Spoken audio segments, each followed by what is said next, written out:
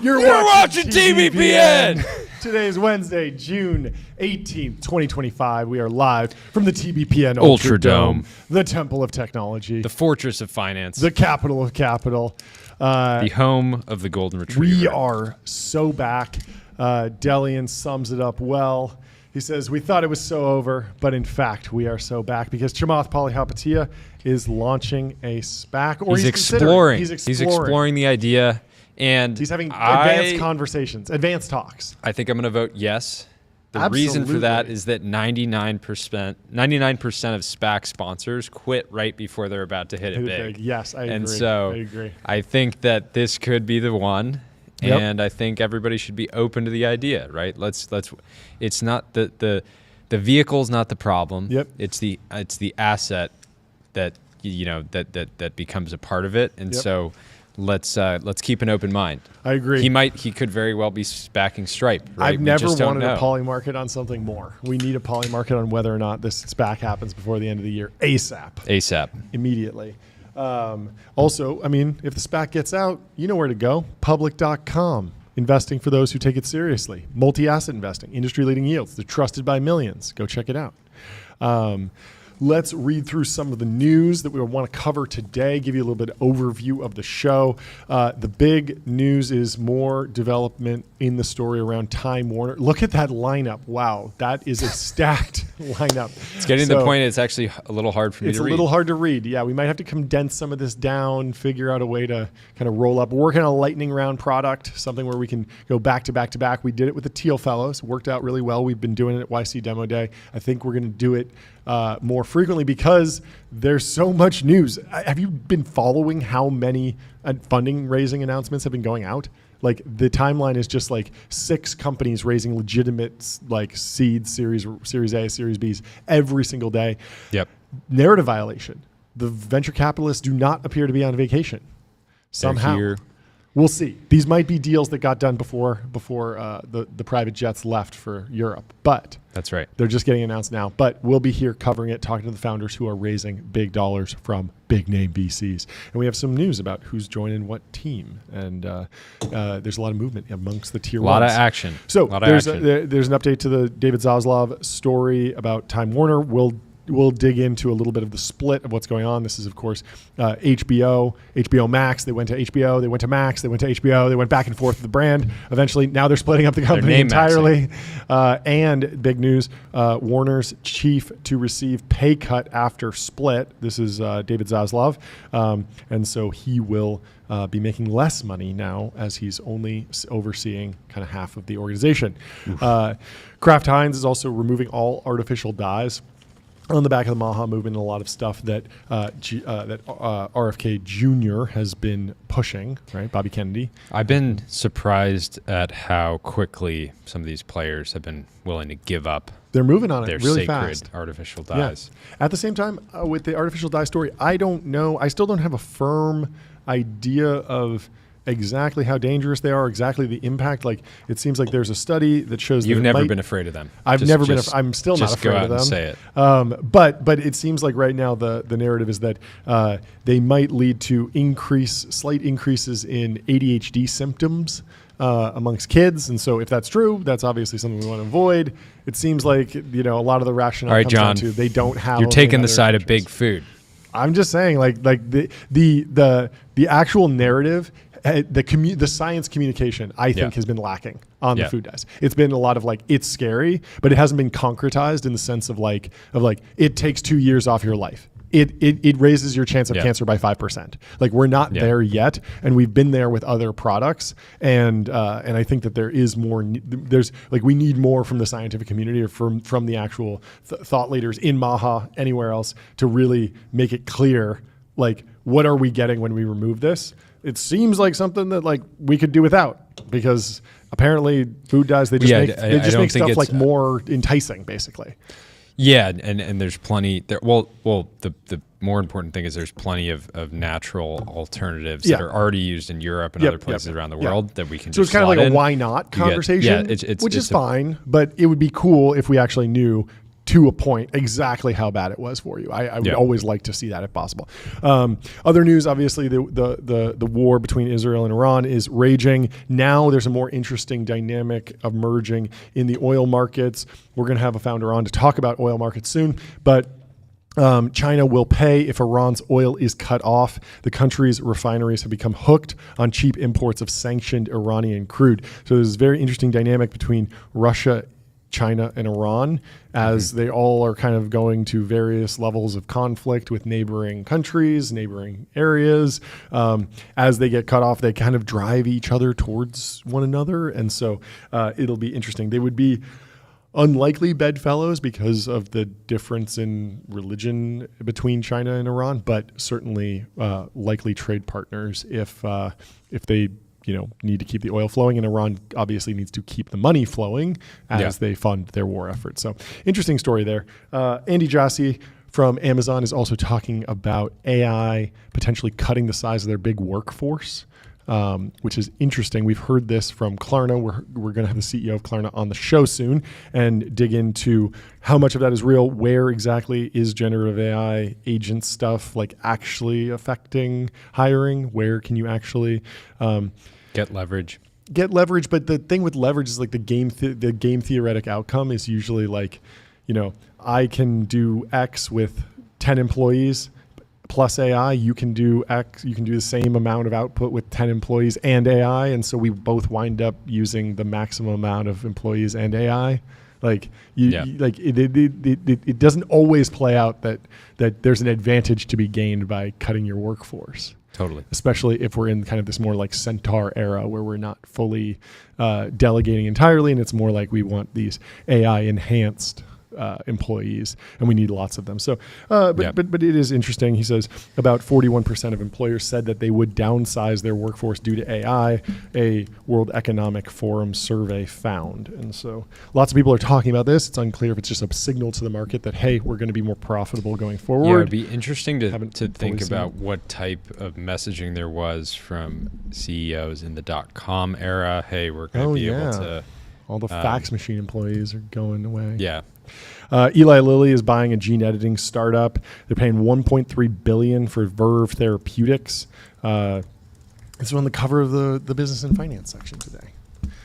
So I'm not super familiar with this. We need to have some more biotech people on to really dig into this. But they're paying $1 billion upfront, adding potential treatment for cardiovascular disease to its portfolio. Under the agreement, the companies said Eli Lilly will buy all of the gene editing startup shares outstanding for about $10.50. The stock was at around $6 beforehand.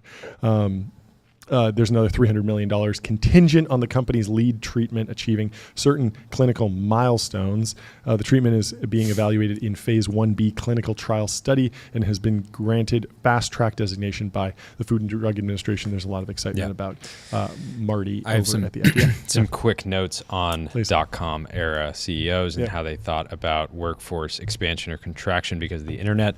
So during the .com era, many CEOs and founders of internet companies believed that the internet would enable them to operate with leaner workforces compared to traditional businesses. This belief was rooted in the idea that the internet could bypass established distribution channels, automate processes, and reduce the need for large numbers of employees to deliver products and services. The web was seen as a killer app that could connect buyers and sellers in seamless, low-cost ways, fueling optimism about efficiency and scalability. However, this vision did not always materialize as expected. While some companies did achieve efficiencies, many .com firms rapidly expanded their workforces in pursuit of growth and market share, often hiring hundreds of employees within months.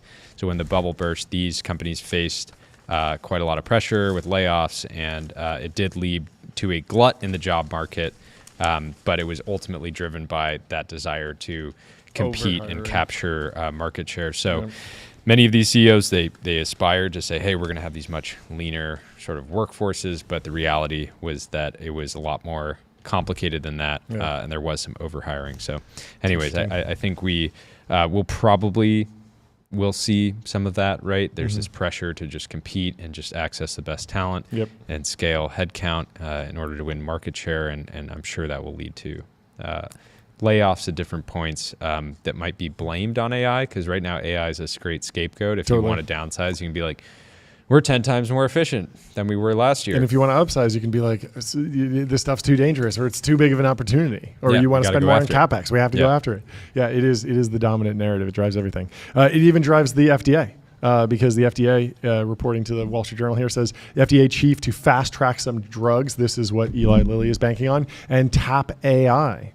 And so artificial intelligence is top of mind, even for the government. Embracing artificial intelligence, taking on companies that make ultra-processed foods, and offering a fast track to approve drugs the Trump administration views as a priority. Welcome to the new FDA, as envisioned by Dr. Marty Makary, who is leading the agency under Health Secretary RFK Jr. Both men have said they want to overhaul the agency, citing what they see as FDA's reputation for coziness with the pharmaceutical companies.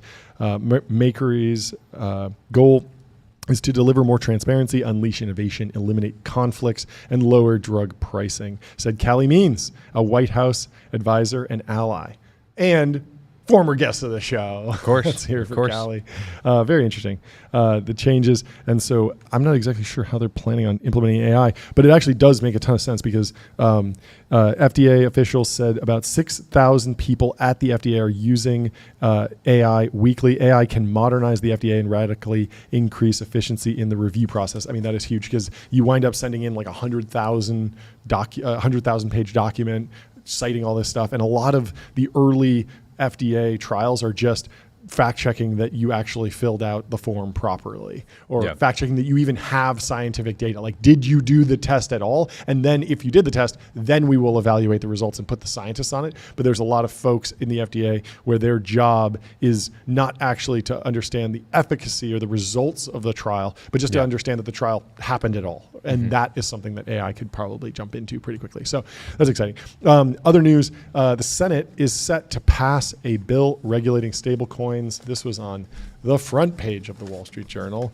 The Senate was poised to pass legislation to regulate a widely used type of cryptocurrency, a key victory for the digital asset industry after it poured money into last year's election. The bill, the first of its kind, put federal guardrails on digital currencies, would set up oversight of stablecoins, a popular crypto asset typically pegged to a fiat currency like the US dollar. The peg keeps their price steady, making them attractive to traders looking for a store of value while they buy and sell more volatile cryptocurrencies. And stablecoins can also be used for cross-border payments. We've covered the Genius Act a few times. We're having Catherine Hahn come on the show to talk about exactly what's going on. For her to break it down. It'd be fun. We've talked plenty about unstable coins as well as stable coins. Yes, plenty of those. But yeah, her analysis should be spot on. So excited to get that. In other news, there is a shakeup at Renault. Is that right? Caring. Renault's star boss tests his skills at caring. DeMeo revived the carmaker's fortune at Renault as CEO, but views are split on whether he can do the same for the luxury group. Luca DeMeo was among French business elite celebrating the opening of the 2024 Olympic Games at a party hosted by luxury group LVMH at its 5-star Cheval Blanc Hotel in Paris last July. Let's hear it for luxury group LVMH. The Renault chief executive joined LVMH patriarch Bernard Arnault and top executives such as Louis Vuitton chief Pietro Beccari. But few expected that within a year, the motor industry veteran would end up with the top job at LVMH's longtime rival, Kering. And so he's hanging out at the LVMH party. Little do they know, there's a trade deal in the works, and he's going to go work for the direct competitor at Kering. The Italian is set to leave Renault next month and become the boss of Kering, the struggling owner of Gucci and Saint Laurent, from mid-September. While DeMeo has spent his entire career in the car industry, he has been making discreet overtures to the luxury sector for some time, according to two people with knowledge of the situation. He cemented his reputation by leading a turnaround of Renault, which he took over in 2020 when it was reeling from the exit of Carlos Ghosn. Do you remember this? No. He escaped. He escaped in a suitcase. Do you remember this whole story? Oh, it's amazing. Yeah, the Carlos Ghosn story is insane. Ghosn had been ousted after his arrest in Japan on charges he denies. Later making a daredevil escape to Lebanon in a musical instrument box. That's what happened. Wow.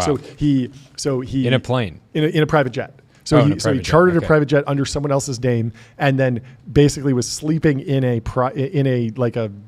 large guitar case or something like that. Or you know, one of those like roadie cases that has like speakers in it and stuff. Yeah. So he goes in there and then he gets out and he can't be extradited because he's in his home country and he claims that like the Japanese government was basically being like anti-competitive with him because he was dominating the Japanese market, and they were like, "You're cooking the books. It's unclear, and like we'll never really know, I guess, who did the right thing." But DeMeo came in and was like, "Okay, I'm going to turn this around, be a little bit more by the book. Maybe don't get." Charges. You don't want to end up in a situation where you're getting snuck in a private jet in a musical instrument case. Yeah. You just want to avoid that. Yeah, you want to be on the couch. Life's not about jet. what you should do. It's about what you shouldn't do. Yes. Right? It's about avoiding things. So DeMeo took over in July of 2020. Renault shares price has almost doubled. Let's hear it for that. While Volkswagen has fallen by a third and Stellantis has been almost flat. Stellantis is also in trouble. Renault's operating margin improved from a loss in 2020 to a record 7.6% last year. As he moves from one top French group to another and prepares to steer another turnaround, the question is whether DeMeo's lack of experience selling handbags and high heels will help or hinder his bid to revive Kering.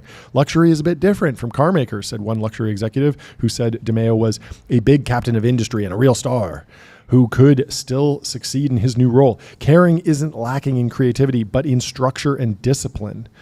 A combination of strategic missteps and global slowdown in demand for high-end handbags and watches has left Kering in a difficult position. Flavio Creda, fund manager and luxury specialist at GAM, said Kering had to do something big to address the situation. Kering's slowdown follows years of strong growth. The Kering LVMH dynamic is interesting. Yes. So Kering has Gucci, Saint Laurent, Bottega Veneta, Balenciaga, Brioni, a bunch of other brands. LVMH has pretty much every other one.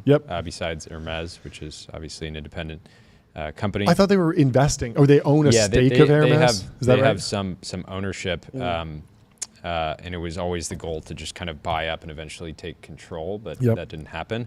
But the power law dynamics that we see in venture clearly playing out here. Kering is a 22 billion euro market cap group, down over 60% in the past 5 years. LVMH is an order of magnitude bigger, $270 billion company that's up 27% over the past 5 years. So if you remember, not too long ago, Bernard Arnault was richest man in the world. Still up Everybody said this is, people weren't exactly excited about that, except for us. Why we were not? excited. No, I think the pushback was like, okay, the Instagram era made it so that the he's not exactly curing cancer. Is that the criticism? The criticism was that he wasn't a technologist. And, but anyways. Well, he's an honorary technologist. Anyway, in other news, there are two crazy deals happening today. Dylan Field is leading around into Senra Systems, which is a wire harness company. Is that named after David Senra? I think so. We'll have to ask. We'll have to ask. We have both of them on today, so we can figure that out. And then Spotify Daniel Ek is leading a $600 million round into drone maker Helsing at a $12 billion valuation. And so, I mean, Spotify and Figma, they're in different categories, but I see them both as like consumerish internet, like the design heavy, like not hardware stuff. Everyone should aspire to be an angel investor that leads $600 million rounds. Yes, or $25 million rounds in the case of Senra. There's a range. There's a range. You can do a lot. But stop, don't aim so small and think, I just want to write 100K flyers. Shoot for the, 25K lead, or 25 mil lead check or 600 million, depending on the opportunity. So we can dig into this more when we get to that. Also, the $5 million U.S. investor visa, the gold card. Yeah. People were joking that Khamenei is going to apply for one and then just be a citizen, even though he's public enemy number one in the war for Iran. 70,000 people have applied for it. It's a lot. How many of those are real? I don't know. But is it like you put down a $5 placeholder? The Tesla model, $100. I mean, I believe that there are that many people that that would be willing to pay for sure. that much to come to America. Like just look at demand for luxury apartments in tier 1 American cities. Yeah. Like there's so much international demand, and that's just to have an asset in America. Yeah. That feels more durable than something in your country, in your local currency, right? In your local currency, yeah. exactly. So the number seems staggering, but also maybe believable. We'll have to dig into where it goes from this. We can read into this article more, but I thought it was an interesting headline. Yeah, apparently there's 59 million millionaires. Many of those wouldn't be able to just slam 5 million down for a gold card, but many of them I'm sure would be able to. So there's also an interesting article in the Financial Times today breaking down the weapons that are being used. Obviously, we know some defense tech founders that are playing in in this world generally, mostly on the smaller drone side, but the Financial Times has a good breakdown showing the different missile types of systems. There's ballistic missiles, cruise missiles, and then UAVs, and you can kind of see the different arcs that they take. We were talking about this with regard to hypersonics, but Iran has 4 different kind of ranges and different classes of ICBMs that they've been sending over. One is the Haj Qasem solid propellant missile named after the IRGC commander, that's Qasem Soleimani, who was assassinated by the United States in 2020. They are immortalizing him in the name of this rocket. It has a maneuverable warhead and, according to Iran, was used Saturday night and might have struck the Haifa refinery.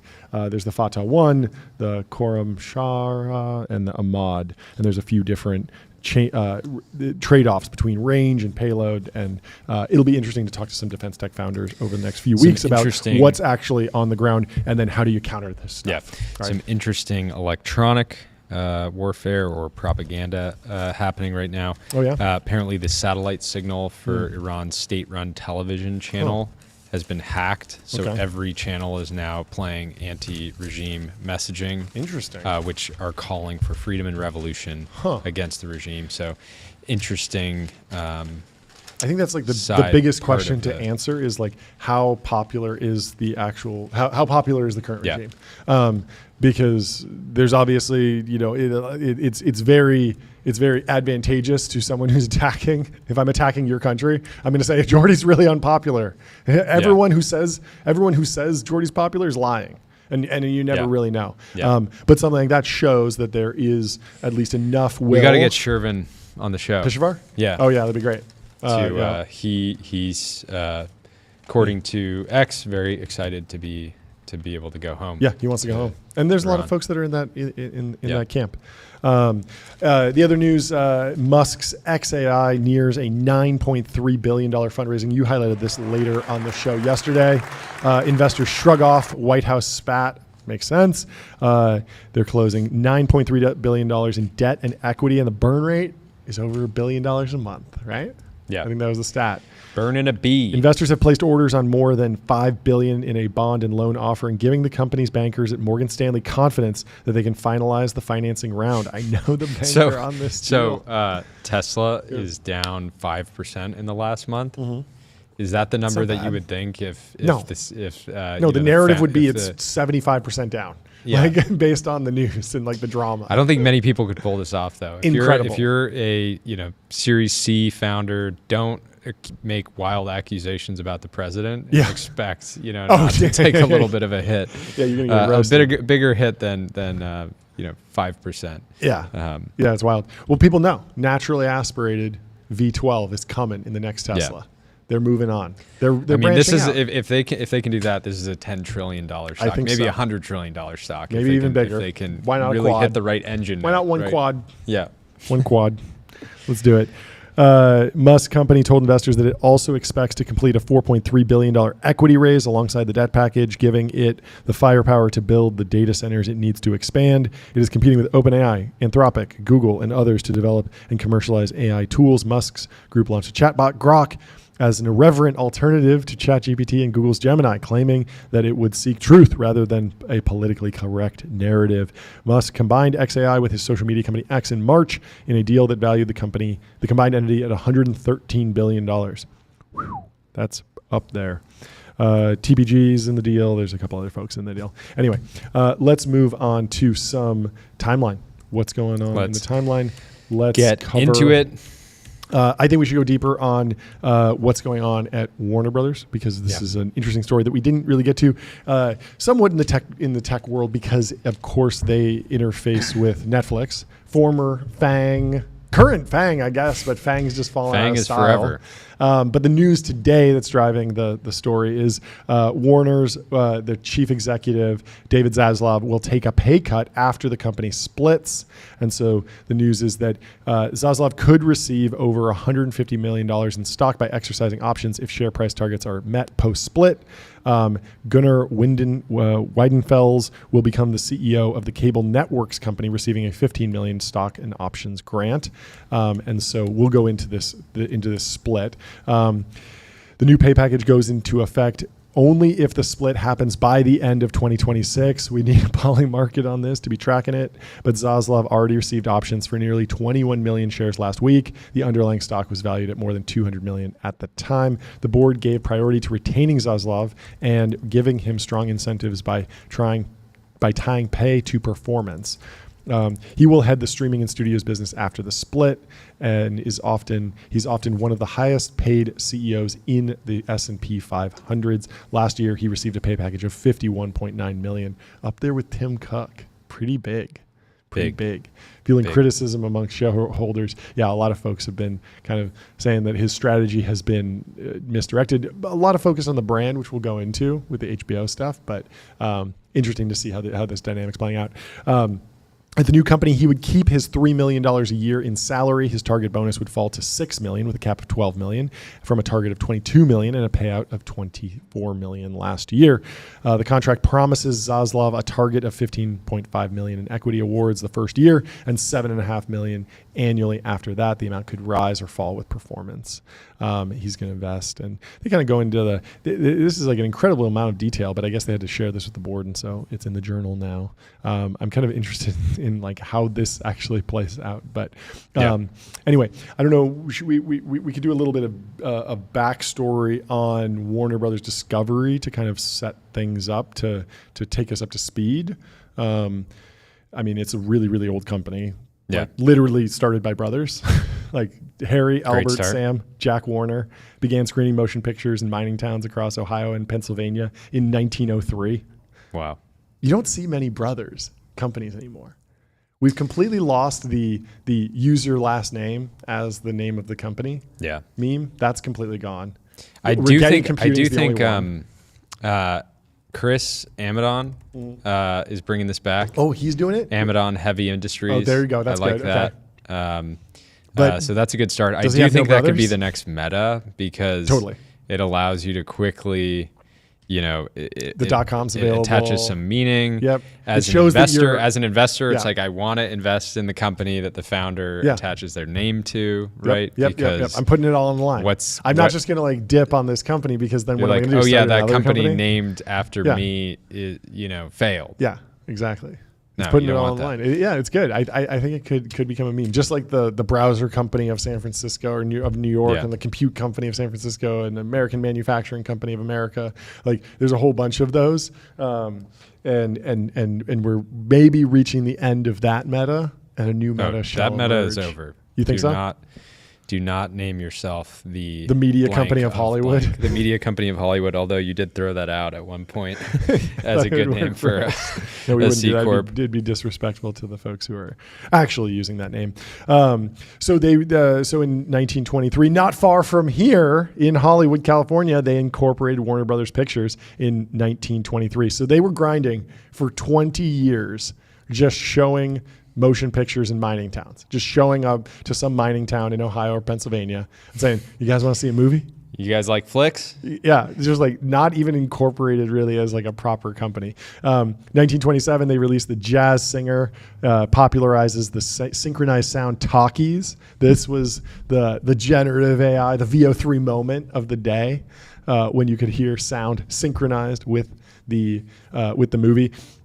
And this propelled them to major player status. And then you jump forward 40 years, 1967. Jack Warner sells his remaining shares. 7 Arts buy the studio, and the firm is briefly renamed Warner Brothers 7 Arts.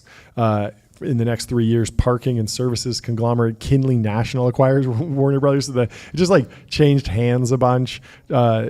The Discovery Channel launches in 1985. In 1990, there's a $14 billion merger of Time Incorporated with Warner. This creates Time Warner. And we're going to get to Time Warner in 1996 acquires Turner Broadcasting Systems, Ted Turner's company. That's CNN, TNT, and Cartoon Network for $7.5 billion. And so now it has a cable portfolio. And then in the dot-com boom, you got to get in on the internet action. And of course, you get to America Online announces it closed $165 one of the best names of all billion. time. It really is a great name, America Online. Yeah, it's fantastic. And I think the IP is like kind of floating around. It's like the Enron IP. You can just like launch like AOL.com still exists, okay. but like does it really exist? Yeah.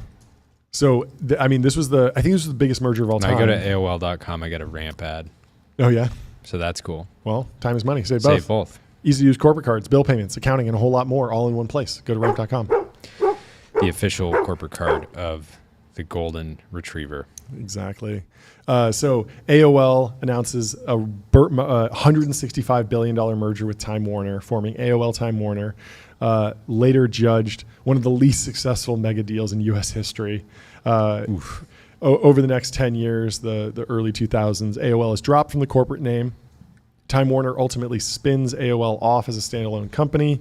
In 2018, Discovery Communication closes its $14.6 billion purchase of Scripps Network Interactive for HGTV and Food Network, rebrands Discovery Inc. So they have like a package of cable assets there.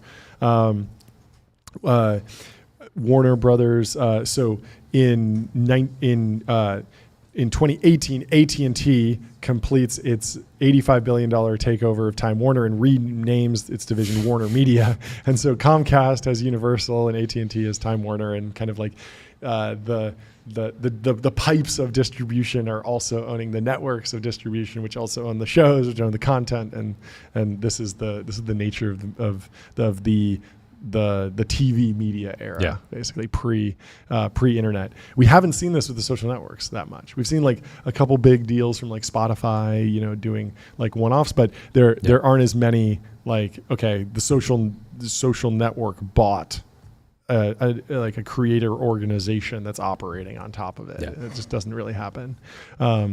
But maybe in the future, who knows? In 2020, Warner Media debuts direct-to-consumer streaming service HBO Max in the United States, and HBO has a fascinating history too. Disney at one point bought Maker Studios. Yep. Do you remember that for did that go anywhere? I wonder if they like kept pumping stuff, because like it feels like the core Disney IP portfolio is Maker at so one valuable. Point had tens of thousands of creators. And I don't know. It was like a true network. Were they thinking of it? I wonder if they were thinking about it like the new, what's that like farm team that Disney has where where like Justin Timberlake came up from and like Britney Spears was part of it. It was like Mouseketeers. Are you familiar with this? No, I don't even know. There was some sort of like child actor farm team that Disney had for a while. They would put different child actors on for like little bits to kind of like audition, and they'd get some screen time, but it wouldn't be like they're starring in their own show. And if they did well, they would wind up getting music deals and movie deals and kind of rolling from there. So I could imagine them thinking about that as being like an arm into the next generation of talent, but unclear if they actually so Maker Studios was absorbed by Disney Digital Network in 2017. This was a couple years after the acquisition, and it effectively is no longer operating. So we should get the founder on. It'd be interesting to talk to them and get the postmortem, see what they're up to now. So yeah, HBO Max, AT&T agrees to spin off Warner Media. These assets change hands so much, but they merge it with Discovery in a $43 billion reverse Morris Trust transaction. Discovery CEO David Zaslav is tapped to run the combined entity. This is in 2021. Deal closes. Warner Brothers Discovery, or everyone calls it WBD, begins trading on NASDAQ under the ticker WBD.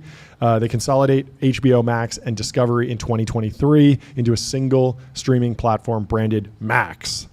And then responding to brand recognition concerns in 2025, this was May 14th, Warner Brothers Discovery announces Max will revert to the HBO Max name in summer of 2025. And that was like, everyone was saying that's a massive L to what dropped the HBO brand name, because they've spent decades building HBO home box office, like The Sopranos, Sex and the City. It used to mean something. It still means something. It meant stood for quality. Movie quality television. Yeah. And you turn it on and you're going to get movie quality content the entire time. And they built that. It was such a premium brand. And then they just were like, yeah, we're not going to use it anymore. See ya. It was a mess. I mean, there is the counterfactual, which is like, they wanted to put Discovery assets on an app. And so if they put that on HBO and all of a sudden you're going to HBO and seeing like home and garden content, or I don't know exactly what's on Discovery these days, but it's a little confusing. Food Network, you might be like, this doesn't feel like HBO. It's like diluting the HBO brand. But still, it was a little bit of a mess. And so facing debt and strategic pressures, Warner Brothers Discovery unveils a plan to split the two publicly traded companies into two publicly traded companies by mid-2026. Streaming and studios will be headed by Zaslav, and global networks will be headed by CFO Gunnar Weidenfels. And so this was the big news last week, June 9th, or the week before. They're going to split into two different companies. There will be global networks, which will be home to CNN, TNT, TBS, and Warner's dozens of cable channels, as well as international holdings. Global Networks will hold 20% stake in the second entity, which Warner is referring to as Streaming and Studios, which they're going to give a different name to. And it plans to use earnings from that stake to pay off debt. And so it's still a little bit of keiretsu happening, but they are drifting apart. I mean, it'll be interesting to see how these two entities trade once they're independent, right? There could be more of a growth story around HBO Max. Yep. You know, if they continue to want to compete with Apple and Netflix and the many other players, Prime, et cetera.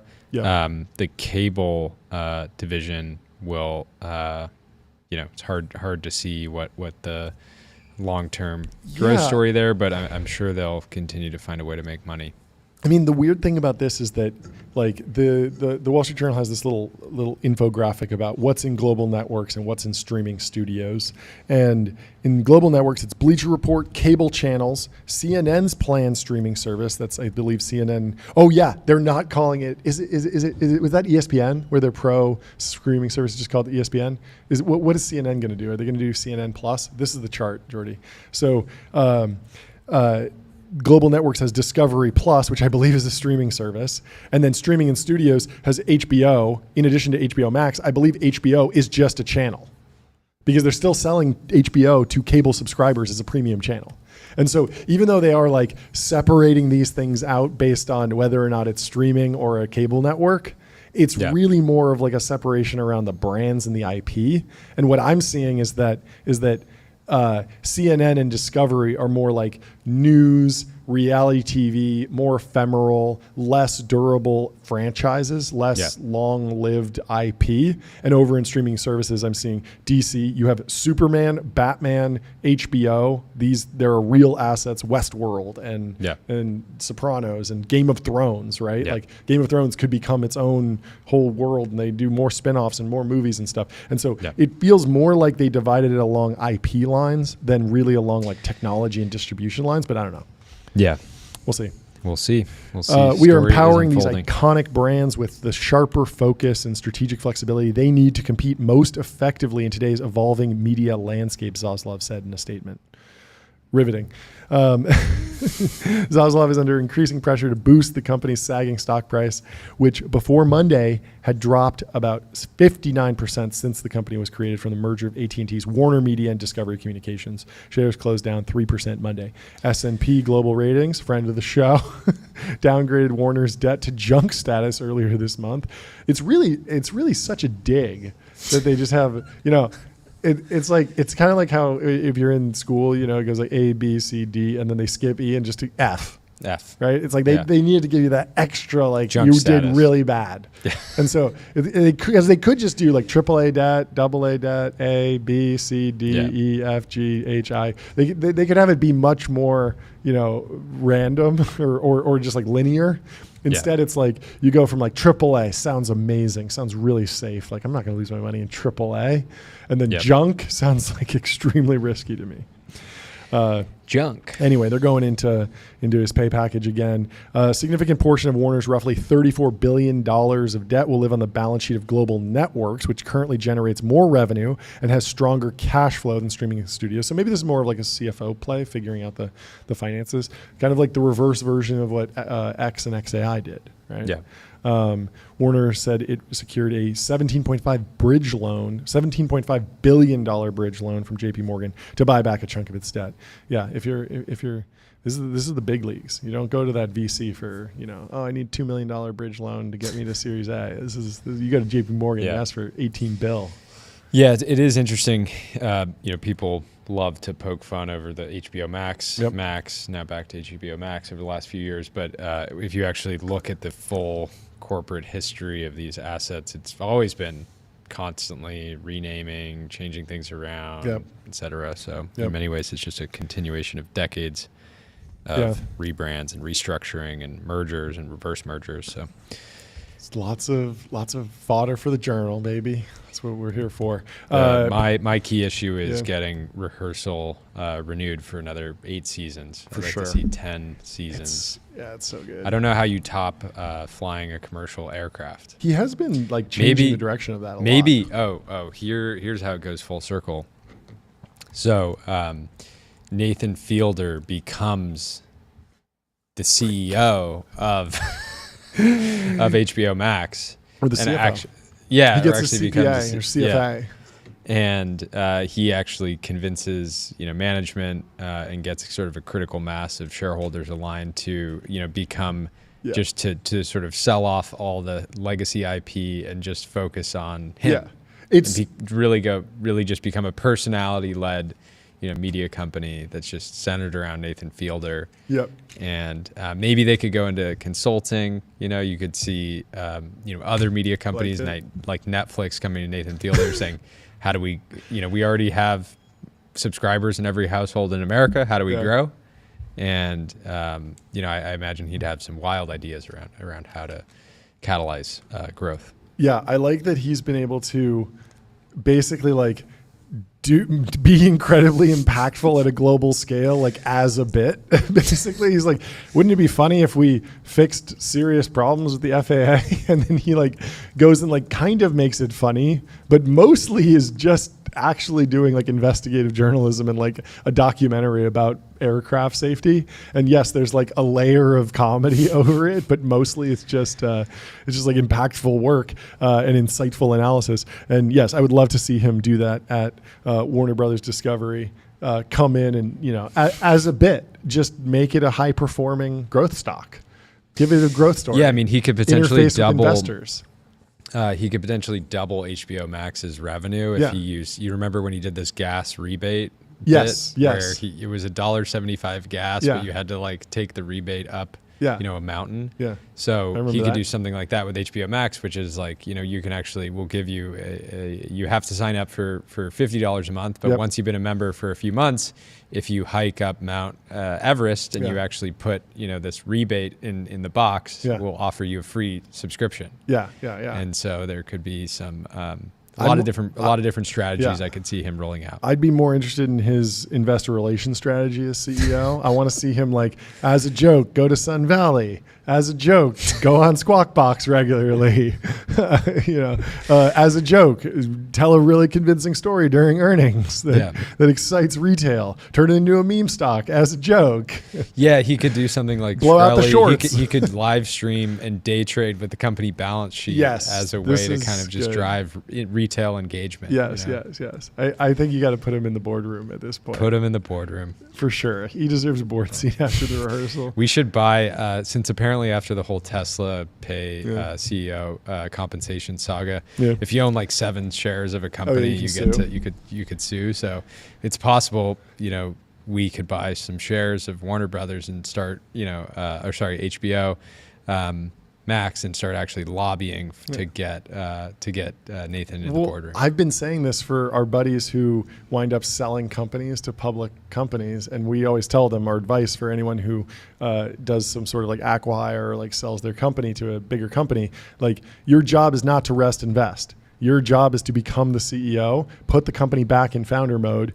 We're half joking, but oftentimes the company that's acquiring you is acquiring you because they're not in founder mode, and you are more agentic and more aggressive and more creative, and so you should actually try and get into the boardroom. You should, regardless of what the CEO that bought your company actually wants. Exactly, and I think very likely you know better than they do. Yeah, and I think we as friends should potentially buy some shares in the acquiring company, fire up a shareholder lawsuit and say, hey, put our friend who you just acquired for a couple mil in the boardroom. You got an MVP that's basically benched right now. Exactly. Because they're not in the boardroom. That's the perfect metaphor. That's the perfect metaphor. Well, speaking of MVPs, Ben Thompson, MVP of Stratechery, has a breakdown on his reaction to the news. He says he feels compelled to cover this because as much as he likes celebrating when he gets things right, he also needs to own his L's, and I'm taking a big one here. He says, I was very optimistic about the idea of combining Warner Brothers and Discovery. And this is what I love about Ben. He's like, he really holds himself accountable. He gets a lot of things incredibly right. I mean, Nvidia and Meta, when they were down, he was laying out really, really detailed bull cases, but he does it in a way that's not, he doesn't issue like a buy rating, you know, he just walks through the strategy, but he still holds himself accountable, even though he's he's kind of like the opposite of Kramer. Like Kramer's like riffing, offering like buy and sell ratings like all the time. And then like constantly he's not afraid to change his mind. Exactly. Cause he's just going on the daily basis. Ben's obviously much more detailed in his analysis, but then also revisits what he's said before. So back when Warner Brothers and Discovery were in the process of that merger, Ben Thompson said there would be increasing bargaining power with MVPD providers. I think that's Netflix. I don't even know. Do you know what MVPD stands for? This is like industry jargon. A streaming package.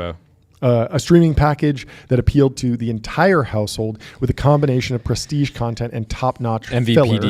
MVPD is multi-channel video programming distributor, which is traditional TV providers like cable, satellite, fiber optic, Got it. Okay, so if they go to Comcast and say, hey, in the bundle that you're offering to Comcast subscribers, there's usually like the base tier, the premium tier, and then like every channel possible in like sports package. Yeah, they would have leverage to say, we want you to push HBO harder and get the upsell for that and give us more of that, because otherwise you don't get, Discovery reality TV shows or something like that, theoretically.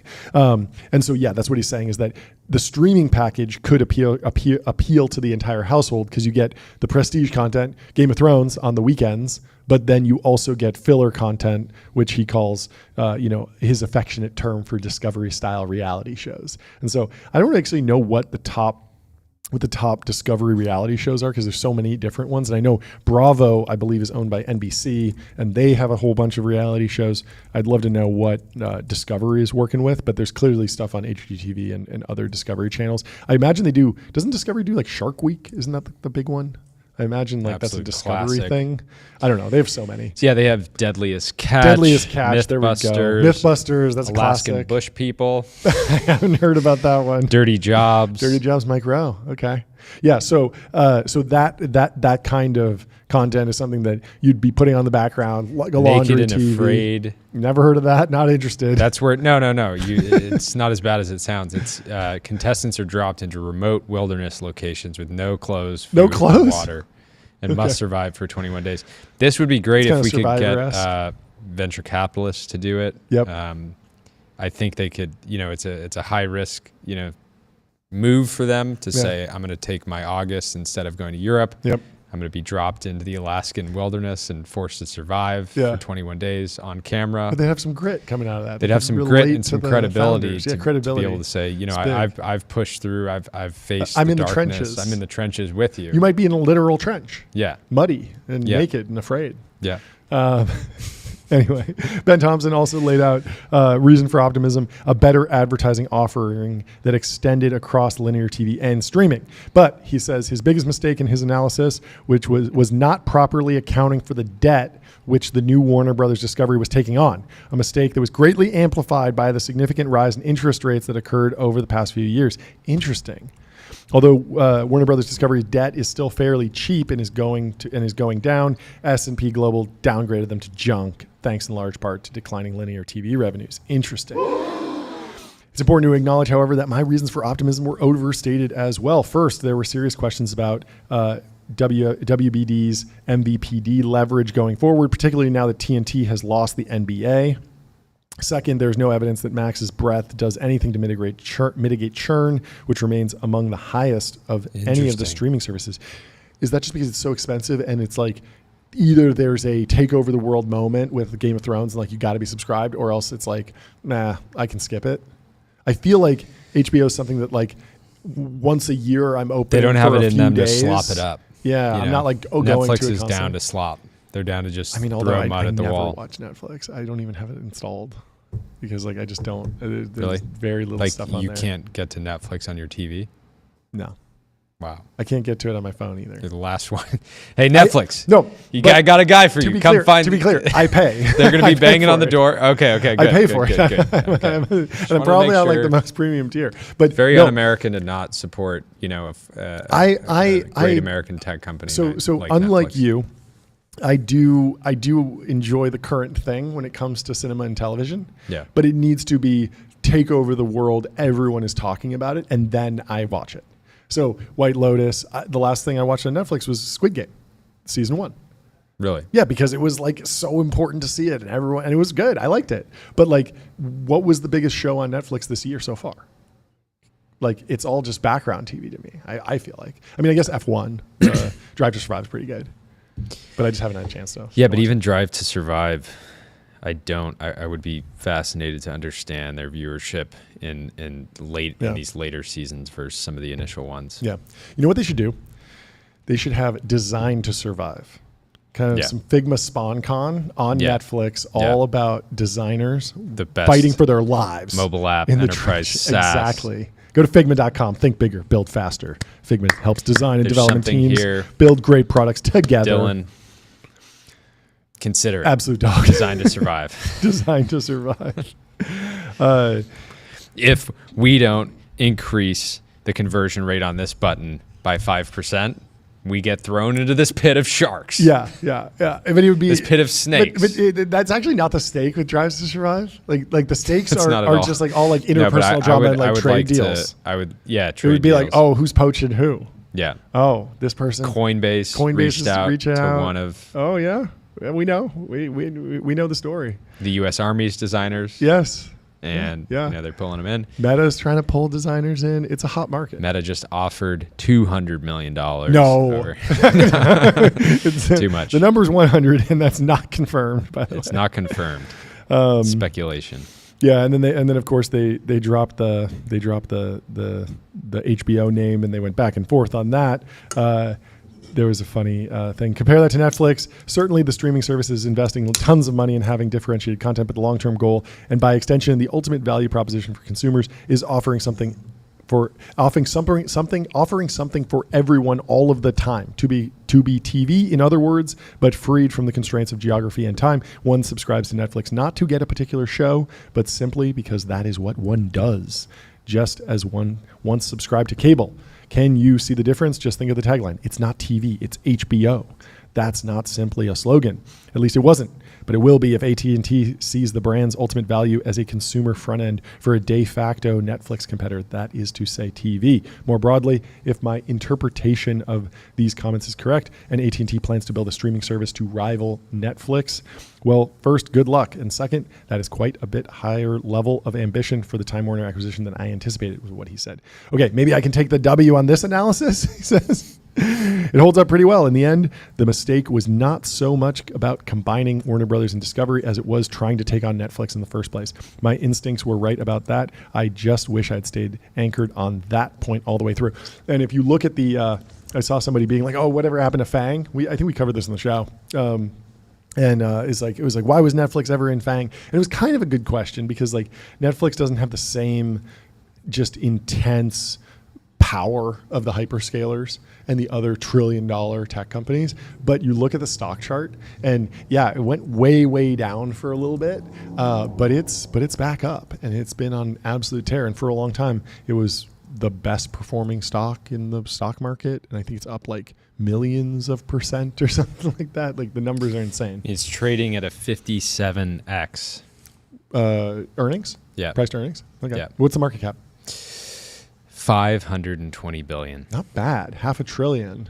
Like that's pretty big for something that the narrative was like, it's just a streaming service. So it's not as dominant as, Google, which has the Google search and YouTube, which competes with Netflix and cloud platform, or Apple, which is the iPhone and it's the gate to Netflix, or Tesla with the car and the humanoids and the self-driving and all this different stuff. Netflix was always just an app that you watch stuff on, and there were a lot of them for a while. And so there was a question about like how solid would their lead be long term, but they have solidified it.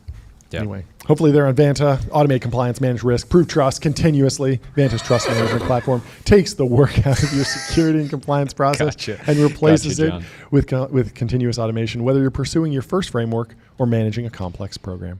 Get on there. Intercom is on there. And you know why I said Intercom? Because SPAC sponsors are reaching out to own an Intercom. No way. And so I highly doubt he would entertain any of that. It seemed like a sort of boilerplate email that they were just blasting out. Wait, did he post this? He posted. He said we are so effing back. So back.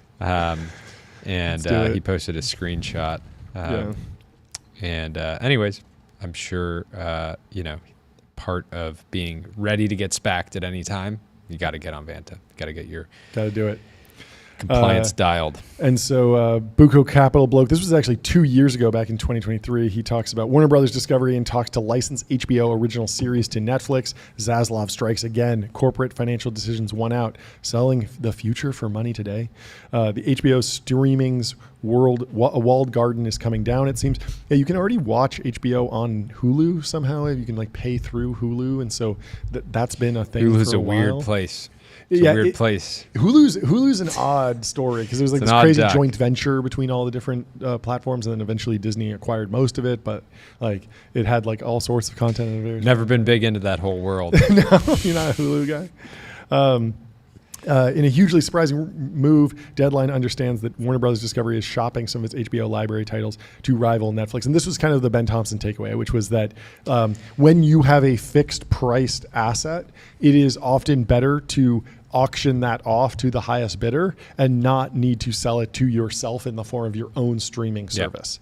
Which then, if Max already has some of the highest churn of any of these subscription platforms, and then you can get some of the best content from HBO on other platforms, what's going to keep people on HBO? Yep. And so HBO Max.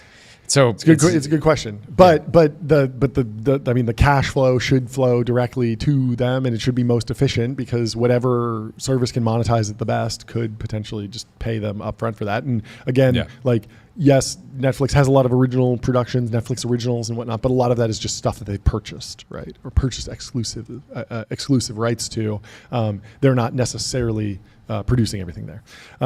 So Warner Brothers Discovery has been an absolute roller coaster ride. The stock was up at $75 a share in mid-2021, sort of a top tick of the ZERP era, and then the debt kicked in, and the streaming wars took off, and the rest is history. So the stock's been kind of languishing between $10 and $15 for the last 2 years, and hopefully they're on to greener pastures now.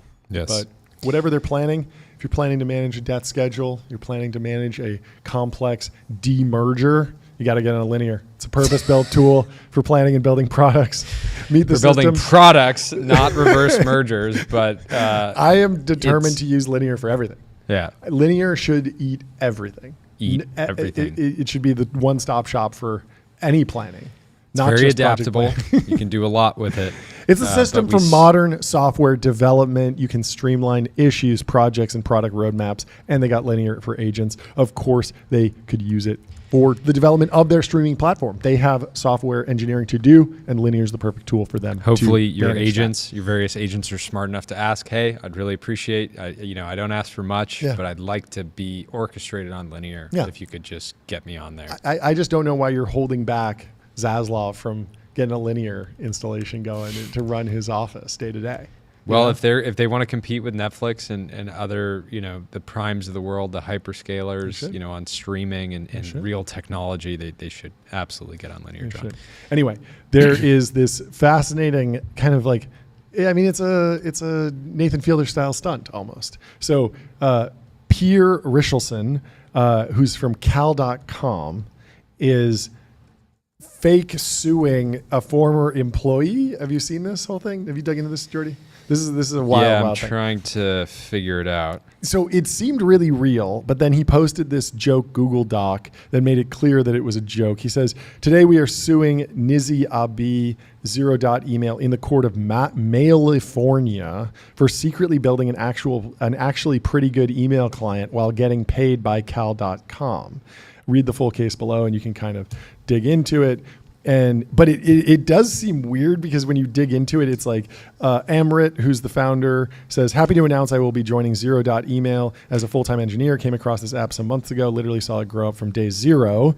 And Pierre says that Cal.com to Zero pipeline is 2 for 2. And so 2 people have left Cal to go build this new company. That can be very rough. That can be sometimes looked down upon to leave the organization to build something new. But it seems like maybe it's good. So Shams Twali says, so I need to work on Cal first. And then Pierre says, well, the best people don't leave Cal, so it depends. Are you good? And then Nizi says, didn't Cal.com want to acquire Email before I left? And then Pierre quote tweets that and says, hey, Oric at Grok, what happens if you build a new startup on a company device during work hours? Which to me looked like he was serious. And Josh Sirota says, ooh, shots fired.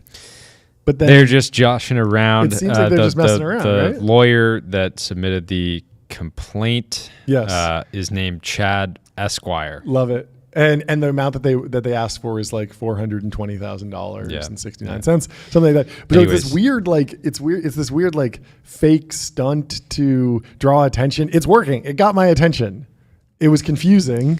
And you've wanted somebody to build an AI-powered email. Maybe I'm gonna wind up checking this out. They got me. They definitely got me with all this nonsense.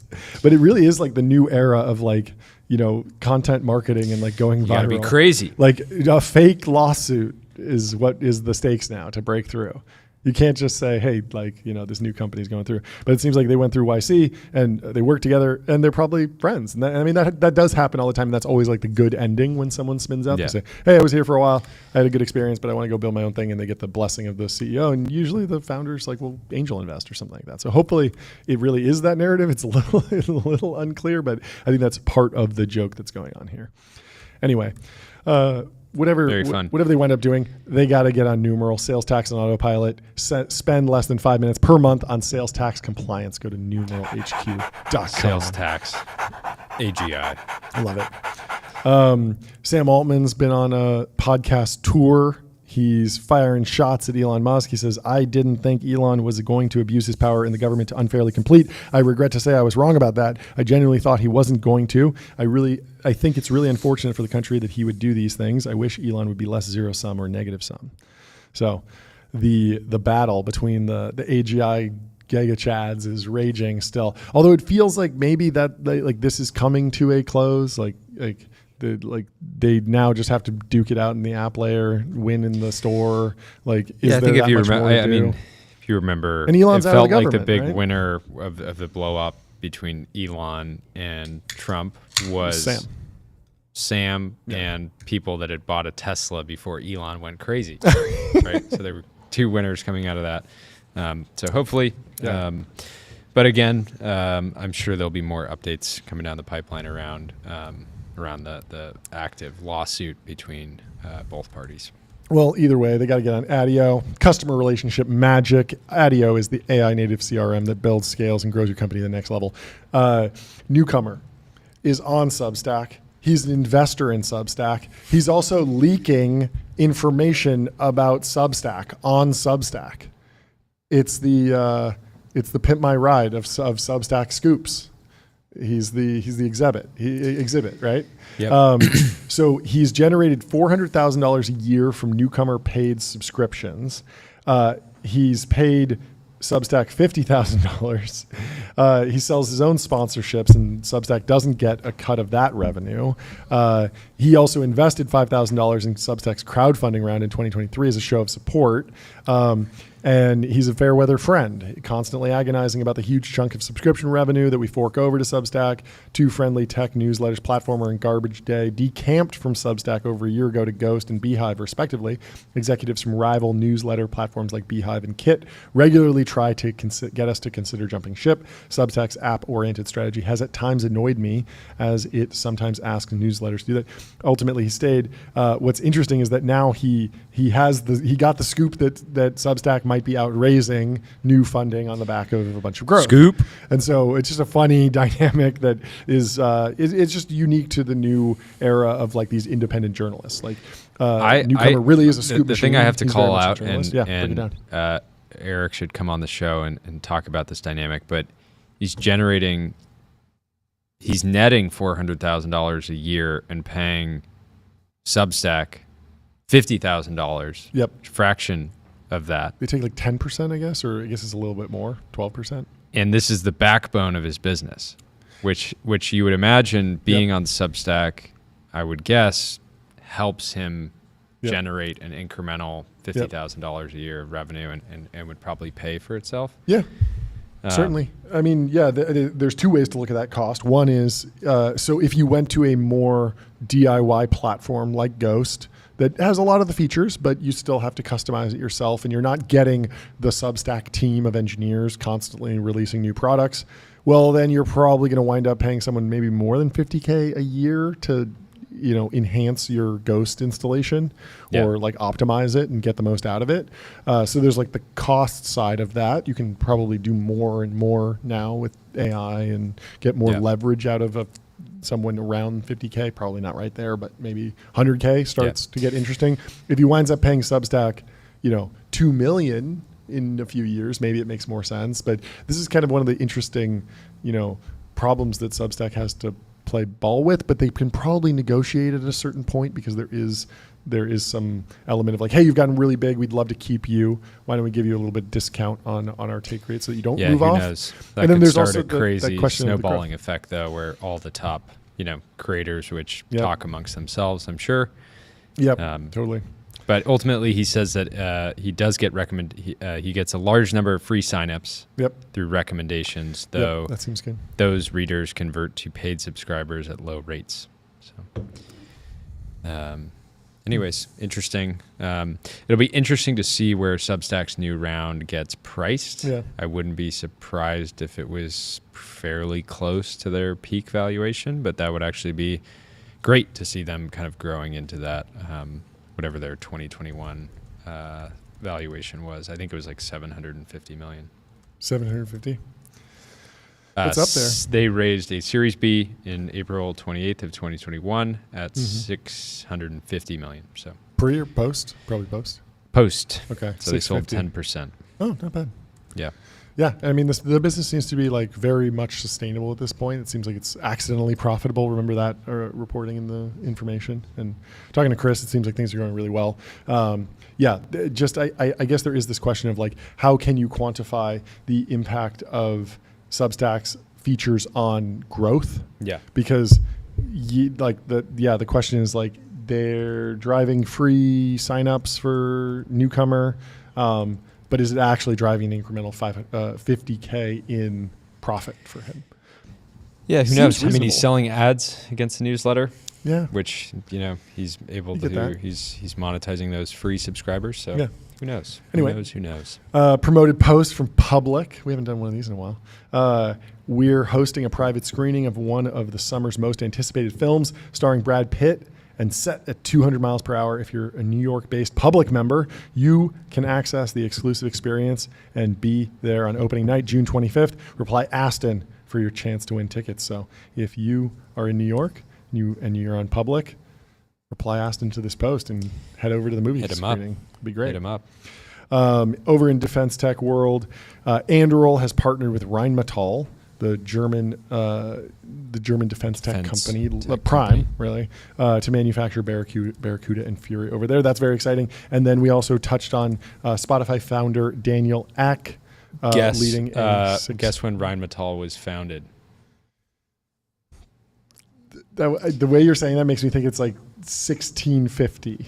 I'm putting you on the spot like Tucker put. What's his name? On How the spot. can you possibly report on the news if you don't know when it was founded? This is the best bit earlier. I have to read it out. Yeah, read the Muffin Man. Tucker, do you know the Muffin Man?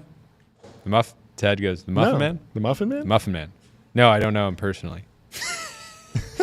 How can you know anything about Drury Lane if you've never met the Muffin Man, John? This is a post from Zach Stewart. It's a real gotcha. Really, really good. Anyways, you can still, I give you permission to comment on Rheinmetall, but give me the even year. though you don't know. What year? 1889. I was not, I knew it was really old. 1889? Dusseldorf. Okay, I was pretty far off with 1650, Germany. but over 100 years. That's the same.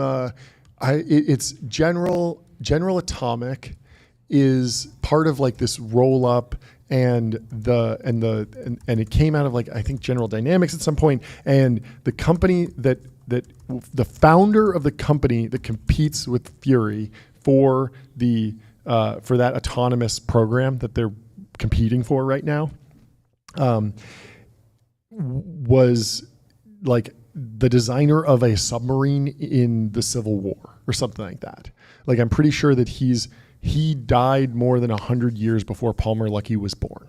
Yeah, that's the cultural difference between the two companies that are competing for this like one contract. It's like a fascinating dynamic about like how legacy they are. Like it's not just like if you're 50s. In the game for a while, decades after you start the company, your greatest enemy will be born, and then they'll have to grow up a little bit. They'll have to learn the game. And then they're gonna come for you. It's wild.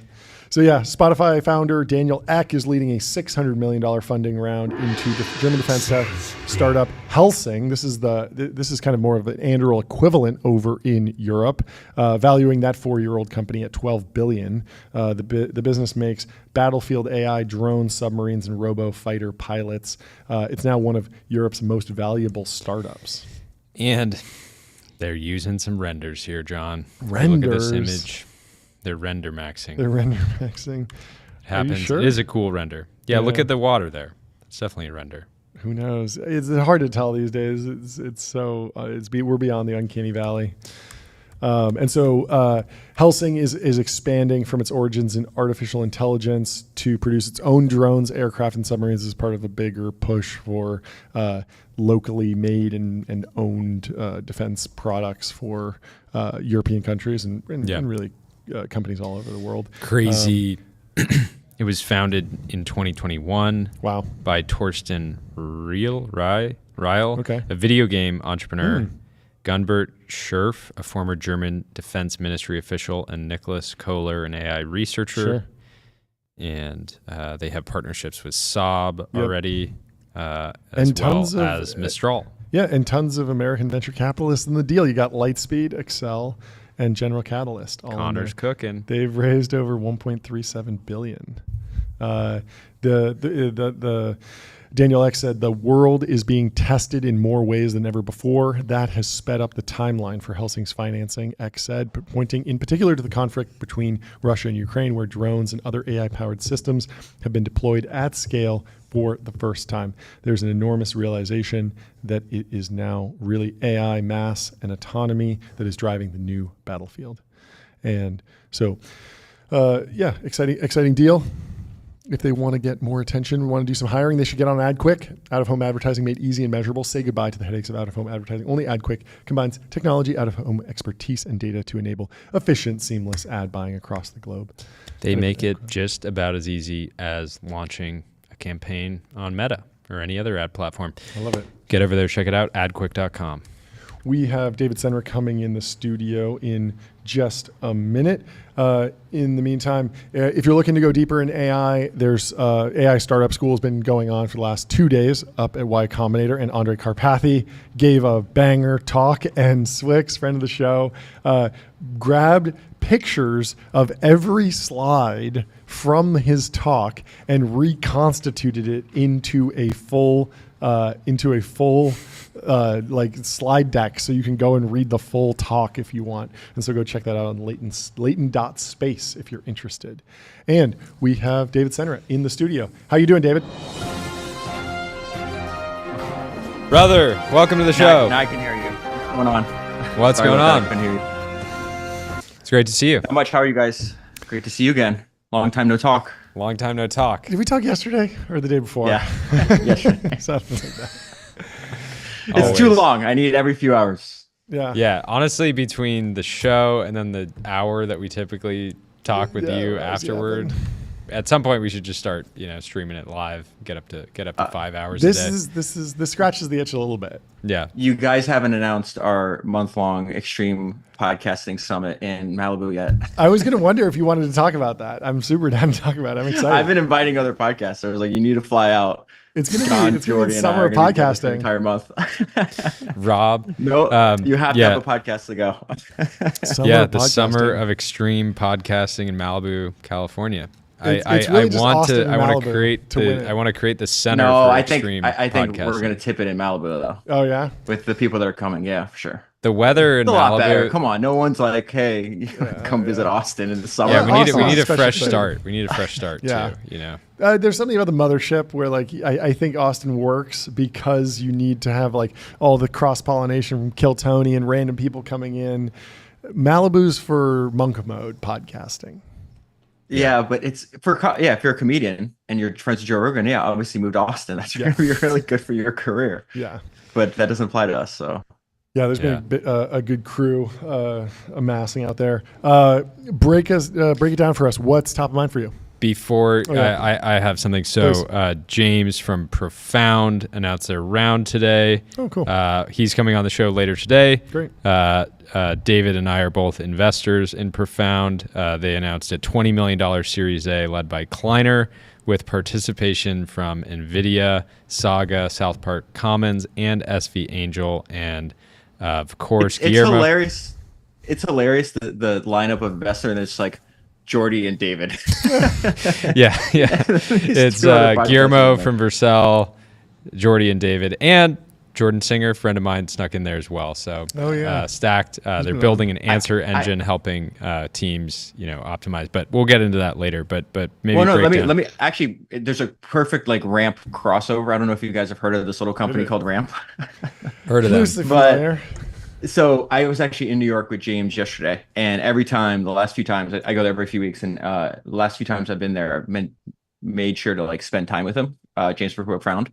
And there's actually a funny way that I met him. So Kareem, obviously co-founder and CTO of Ramp, is a good friend of mine, and the reason I think that Kareem is such a great founder is because he has this divine discontent with everything that he does.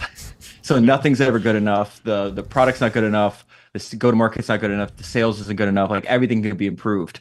And I was at dinner at his house, I don't know, maybe 2 months ago.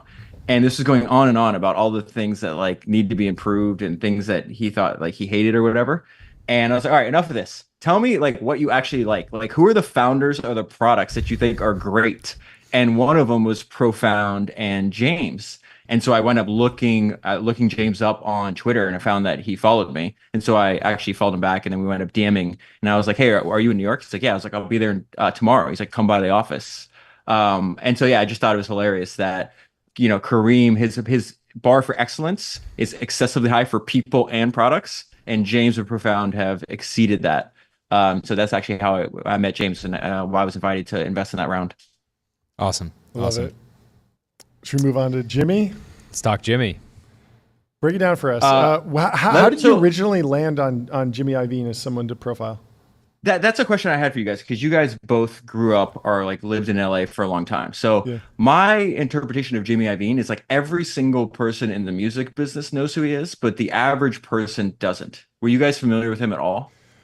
Yeah, I was loosely. But I think part of it, when I actually think back, it's like the tech angle, Beats and Apple is probably found out about was it my first introduction from there, to it. But also like reading stories about Dr. Dre because I was a fan, and kind of like the Interscope Mafia, like that was in the news when Dr. Dre was like one of the leading artists at that time.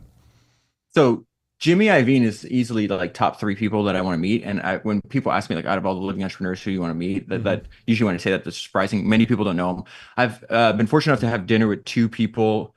One was mentored by Jimmy and worked with him for a very long time. Another person competed directly with him. And the way that people speak about him, there's like an unbelievable level of respect, and just the guy's unbelievably driven, really like relentless. And one of my favorite documentaries, so like, you know this because like I read the same books over and over again, I like read the same quotes over and over again, but I also watch the same documentaries over and over again. And so my favorite documentary is The Last Dance. Obviously you see what comes up when I text you guys. It's Jordan from The Last Dance.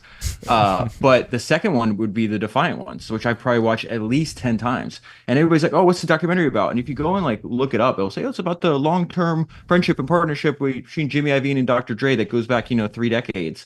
It's like, yeah, it's about that, but really it's a documentary about entrepreneurship. This is like, if you think of founder mentality, think of like the way entrepreneurs think, the way they act, it's like in that documentary. And I've been wanting to do an episode on him forever, but there's just not, there's no books about him. He's never written an autobiography or anything like that. So I was like, you know what, fuck it. I'm just going to watch the documentary again. I'm going to take notes on the documentary and build an outline just like I would for a normal episode. And then I found every single good interview he's ever done and then transcribe that and then essentially combine all that to use that as like my own book. But I think I'm really interested in these people that are not well known to like the general population, but everybody in their industry. There's a great line from Warren Buffett where he's like, hey, if you want to learn about an industry, he's like, interview every single like top CEO, top executive in the industry. You might have to talk to 20 different companies. And then you always ask them, like, if you had to eliminate one of your competitors, I think he used the example, like if I gave you a gun and you only had one bullet and you could take out any of your competitors, who would it be? And he's like, and Warren's point is like, that's all, you're going to ask all these people. Usually they're going to arrive at the same question. He goes, that's the guy. That's the guy, in his case, you should invest in. Jimmy is very much so that in the music industry. And I just find his, I mean, there's a line in, he's been like really good friends with Bruce Springsteen for like, I don't know, 6 decades, 5 decades, something like that. And there's a line that's in the documentary that's also in Bruce Springsteen's book where Bruce was talking about, and Jimmy has this mentality. He was like, I didn't want to be rich. I didn't want to be famous. I didn't even want to be happy.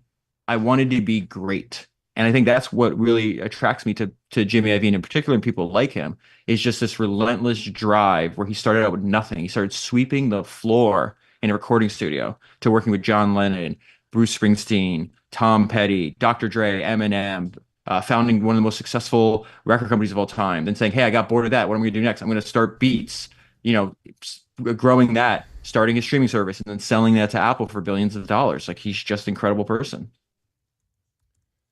Insane. Did you get much into his, he has a program at USC. Have you covered that at all? My buddy Ben Taft is on the board there. That's at the end of the documentary. That's actually funny. The least interesting parts of biographies, because everybody can understand like the struggle, right? It's like you start out, talk about family life, trying to figure out your path in your early career. Then you might hit on something and then it's going well, and then you take another step back, and there's this whole like climb that everybody can empathize with. One of the things that I think should be cut out of biographies completely is the end where they're like, I bought a building. I'm so rich I donated a building named after me. It's like, that's just not relatable. It's just not interesting. So yeah, it is covered in the documentary. I of course am not going to put that on the podcast, but they probably want to talk about that too. There's a great line. Actually, let me read this to you. Because here's the funny part. Jimmy is a great storyteller too, which I think is really important. And I think above and beyond, like, yes, we're studying these great entrepreneurs to learn how to build a big business and to take ideas from them. To like, hey, that idea worked from them. We can use it for us. But like, more important to that is like, building a business is just part of our lives. It's a huge part of our lives. I'm interested in having like an interesting, fun, unique life. Like, I want my kids or my friends long after I'm gone to like read the life story of mine and be like, oh, this is a page turner. This is actually interesting. Jimmy has incredible stories, for a 5-decade long career in music. And what I like is he intersects with all the other greats. So David Geffen, who is, one of the greatest, I think, entrepreneurs and investors of all time, and somebody that's like really reclusive now, and I really wish wasn't. I would love to read his autobiography. But David Geffen started this huge like gold rush because he wound up selling his record label for like $500 million. And I think with stock, it wound up being, $600 or $700 or $800 million. And so when that happened, all the other people that were record producers, just like Geffen and Jimmy Iovine, were like, oh shit, I need to start my own record label. And so Jimmy goes, and David was his mentor. And he goes, hey, we kind of do the same thing, but you just made a lot more money than I did. Should I start a record company? And David goes, you should definitely do it. There's a lot of people in the record industry way dumber than you are. And it's like, and Jimmy talks about like that actually giving him inspiration. It's like, oh wait, okay, this guy's succeeding, not Geffen obviously, but other people are succeeding. And they're not. It's not just a test of intelligence, but there's all these different record labels start at the exact same time as Interscope. And somebody in the documentary says this great thing where it says the reason that Interscope was successful versus a lot of other startups at the time was Jimmy was an animal, the most driven and brilliant person at the same time. He was never off, and he didn't understand why everybody else wasn't the same way. And so like these are the kind of people that like I like to study. These are like kind of people. These are the kind of friends I like to make. These are the kind of people I like to be around. Just like they're fully alive and completely committed to what they're doing. Do you have any insight into how he transitioned from sweeping the floor to actually engineering and contributing to studio sessions? Like you told us that story about, I think it was Jim Cameron, like reading textbooks while he was driving. Was that Jim Cameron? I think there's usually James Cameron. James Cameron. Yeah. There's usually like an arc where there's go to where the heat is, get in the room with the greats. And it seems like he was able to do that by like sweeping the floors and showing up and just being like, I will do anything to be in the important place.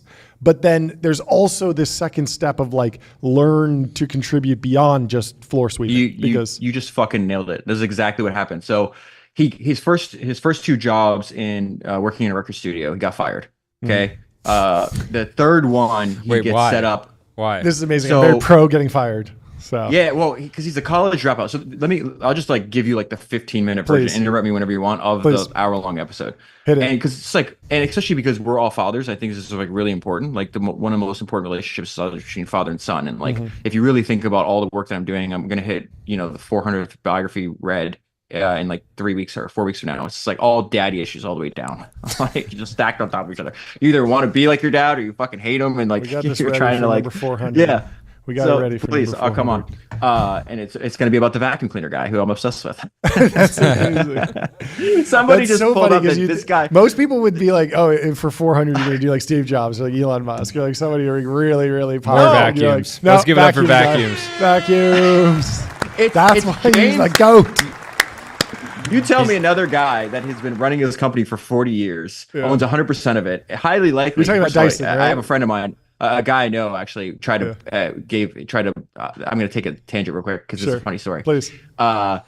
Dyson owns 100% of his company. I've heard the rumors that he's taken out. Everybody's like, oh, he's worth $20 billion. No, bullshit. I've heard he's taken out like $5+ billion a year in cash and has for a very long time. No. That's amazing. And so it's like, that makes Mark Benioff look like a chump. Mark Benioff sells $2 million of Salesforce every single day. So he's making like $600 million a year in liquidity. But that sounds like Dyson's Wait, he's selling? Or is this? What, yeah. So Mark Benioff. No. Dyson retains the equity. Yeah, I know. This is fucking cash. No, don't give me that shit. And so the funny part is this guy I know told me the story where he's managing ever larger pools of capital and has to keep buying more and more private businesses, and so he can't buy a $500 million business anymore or $2 billion business. It just doesn't move the needle. And so he gave a very friendly like, hey, would you guys be interested to Dyson? To sell. And again, I like highly disagreeable people. I like people that are obsessed with their product and they do it forever. It's just like people like us. Yeah. And that you can't buy. It's just no fucking number. It's just like, I'm not for sale. Thank you very much. Yeah. And so they approached Dyson, and I'm paraphrasing. The response was, fuck you. This is a family heirloom. This is the paraphrase? Family heirloom. This is the paraphrase. That's so amazing. let me go back to Jimmy though. Yeah, I can talk about Dyson forever. Somebody just pulled a tweet. They're like, this guy's been tweeting about the vacuum cleaner guy since 2018. I was like, yeah, like you. Yeah, I saw that post. I mean, this is great David lore, but in 2019 you got like 4 likes on a post. You said like I just read my 83rd biography. Yeah, I've slipped some of those in. Like, isn't it like Jay Gould or something? It's like, this is a person that only you know about, basically, and you've done like multiple episodes.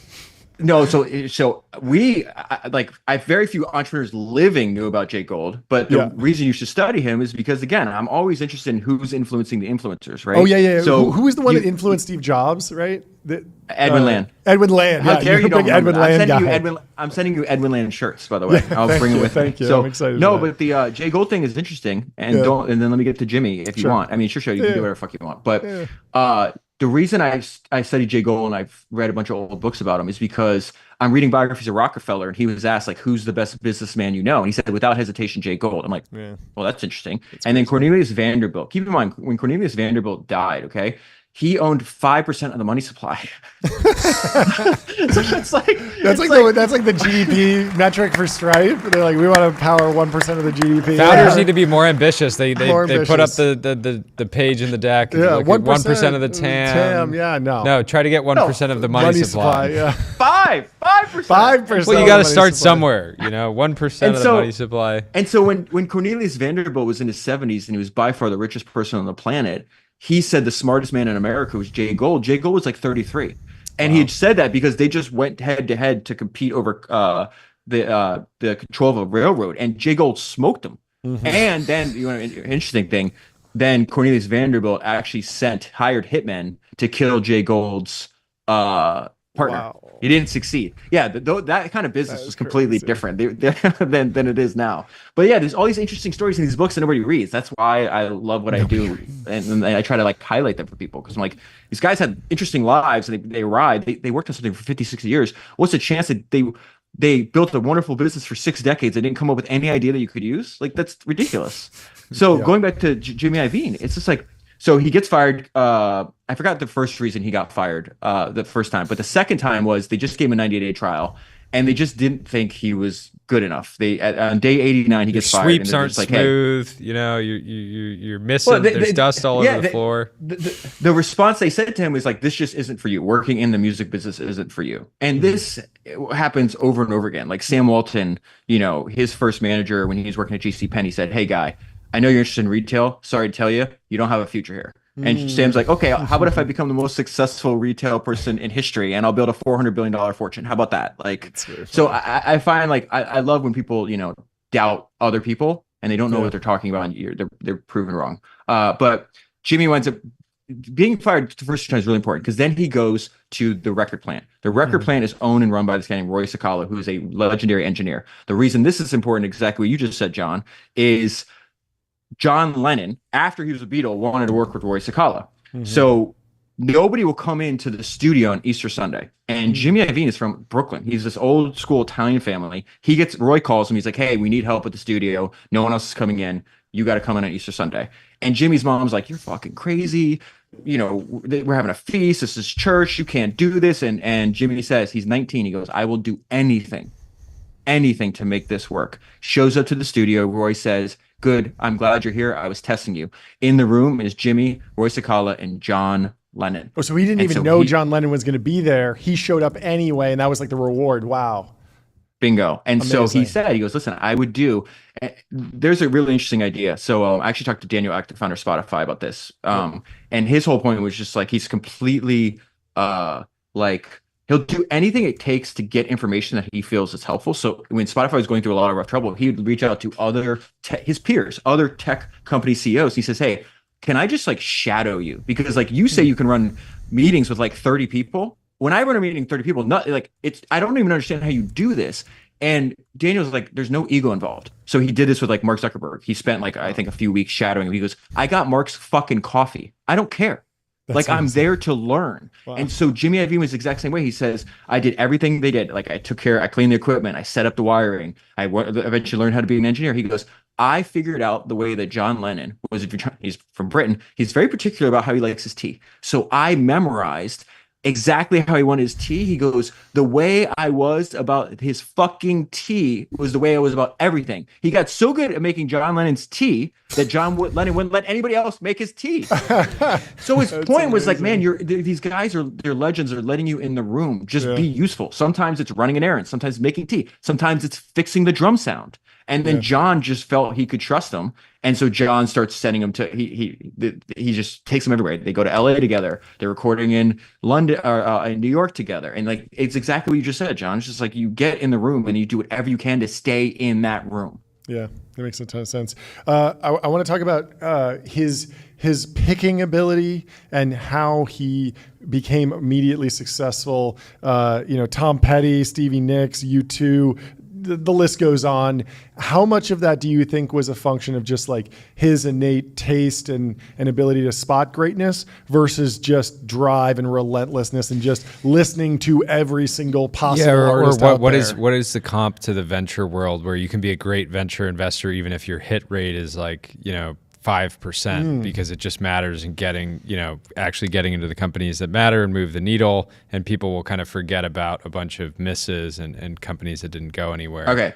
Yeah. You guys know I don't give a shit about venture, so I'm definitely not going to talk about that, but I will talk about how this relates to founders building great products. How about that? Because that's the only thing that's actually interesting and matters. So Jimmy's idea was, and the example I used in the podcast where his thing is like, okay, producers, which, he was an engineer and then he turns to producer. He goes, producers are always like, I did this and I did that. He's like, this is the analogy for venture and founders. He's like, would be producer and musical artist. He's like, I'll read this to you. He goes, you're only as good as the artist that you're working with. You're only as good as the founder that you're investing in, right? Any producer or any venture capitalist who says, I did this and I did that is full of shit. 99% of what's going on in the studio is the artist. And so his point was, he wasn't the founder, right? In this situation, he says, I don't have the talent. I'm there to do whatever I can. I'm in service of them. And so his whole point is like, if I want to be successful, then I'm going to pick the best possible talent. How do you arrive at that? Well, the thing about excellence and greatness is like, people don't actually know what it is until they like get close to it. And so part of this is luck and randomness, because Bruce Springsteen's most important album that he ever makes is Born to Run. Okay. That's his third album. Right? Bruce is still doing it. He's one of the top selling artists. He winds up becoming a billionaire off his career and everything else. But before then, his first two albums were not doing well. He was not doing well. And so Jimmy is the engineer on that album. And he sees firsthand the level of work ethic and dedication that Bruce Springsteen will have to this. And so the way that Bruce was about like a drum sound is the same way that like a Steve Jobs was about every single pixel that's on any device that he's making. And so Jimmy tells the story where it's like Bruce would stand over me and say one word over and over again. He'd say stick, stick, stick. And what that means is like, hit the drum again because it's not producing the actual sound that I want. It took them 3 weeks of just in the studio every day, hitting that over and over and over and over again until Bruce got what he wanted. And so once you see, it's like, oh, and then what happens? Born to Run comes out, winds up being one of the best-selling albums of all time. It's just a complete phenomenon. So now he sees the level of craft that John Lennon puts on his work. And Bruce Springsteen. Then he starts working with Stevie Nicks, who just came out of Fleetwood Mac, who was a fucking legend. Tom Petty. Then he gets in the room with Dr. Dre 15 years later. You just know it when you see it. Mm-hmm. How much do you think it was driven by casting a wide net and meeting lots of people? I'm thinking about like, as a founder, there's a very different approach to hiring talent. If you can think about this in the sense of like hiring talent, knowing who to work with, than like the Bill Gates mindset versus the Jim Simons mindset. Like, I think Jimmy's more of a Jim. That's exactly what I was thinking of. Jim Simons, his whole thing, and I just did an episode on him too, right? Relentless Technologies, in case people don't know, essentially just has a money printing machine. Yeah, and most importantly for this, Renaissance Technologies isn't in the business of hiring thousands of people and firing the bottom 20% every year. Microsoft did turnover. That for years. There's no turnover. There's no turnover because if you leave, Microsoft is notoriously high churn, and that's by design. It's a very different thing. If you leave Renaissance Technologies, your money, your personal money comes out of the medallion fund, and the medallion fund is a magic money making machine. So you do not want whatever you want to do in life. You don't want your money out of the medallion fund. So you will stay there. So when you go and read Jim Simons' biography, that's a great analogy, John. Thank you.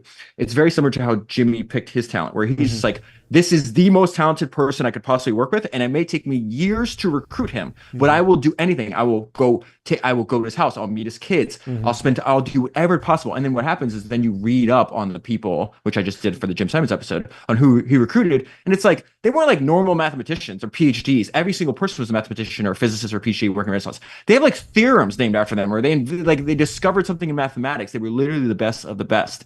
And so like Bono, and again, I think some part of this is like pattern recognition. He saw the edge that Bruce Springsteen had, and then he gets introduced to Bono when at the very early days of U2, and he sees him perform. He's like, oh, he's got the edge. And so he's like, let's work together. Bono's like, no, let's work together. Bono says, no, let's work together. Bono says, no. And he says that Bono says he chased us around the world until we agreed to come to the studio with him. He would not take no for an answer. He happens to you. He is like a virus, and he takes over your organs and brains. He just knows that this is going to work out well for both of you. I don't think there's a person alive that won't listen to this Jimmy Iovine episode and get something out of it. And it's just like this relentless pursuit of what you want to do. And his whole thing is like, he wasn't a big fan of how the music industry, their metric of success was like total records sold. His was like, did you make a great album?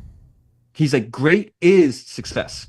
A lot of people sell a lot of albums and they suck. If you can make something great first, then you'll be able to get more customers, more listeners, and more everything out. But the primary thing was great. And there's a great example of this, which I think is really important too. And you see this all the time. Where at the end of the documentary, towards the end, Dr. Dre had all these issues. He starts his own record label for the very first time. His first two albums he puts out completely flop, and Jimmy's his partner, and Jimmy has corporate partners. They're like, "Hey, you need to fire Dre." And Jimmy, and this is another thing I admire about him. He has these lifelong relationships. We have been friends for years. I hope we're friends for decades. You know, this is really important to me. Like these compounding relationships. And so they're like, "You need to fire Dre." He goes, "Yeah, we could do that, and we'll save on my salary too, because I'm going with him." And so what happens? They try to fucking fire Dre because these idiots that can't do what the artist can do don't know what they're talking about. This guy's a generational talent. You're like, get him off the payroll. And what happens? Jimmy is spending day after day after day doing these listening sessions with Dr. Dre. Dr. Dre would come over to Jimmy's house every day. They'd listen and try to find an artist for Dr. Dre to work with. Jimmy gets his tape of Eminem at the Rap Olympics, gives it to Dre. Dre's like, what is this? Right? And then Dre starts working Eminem. He becomes one of the top 10 selling records artists of all time. But more important than that, Jimmy says something that was great, because at the very beginning, his first like two albums were super controversial. There was like protests, there was congressional hearings about Eminem's lyrics. And he goes, we weren't looking for like a white controversial rapper. We were looking for great. He's so consistent from the day one, from when he's 19 till when he retired at close to 70. Great can come from anywhere. You just have to find great. Congressional hearings are such a success metric, you know. Palmer Luckey told me that. He said the thing he learned from Zuck was that you're not getting dragged in front of Congress because you did something bad. It's because you're being crowned as like the victor, essentially. What was Jimmy's approach to financing different deals? How did he think about control? Was it possible to? I understand in the record industry there can often be like a parent label, and then you can have a new label under it.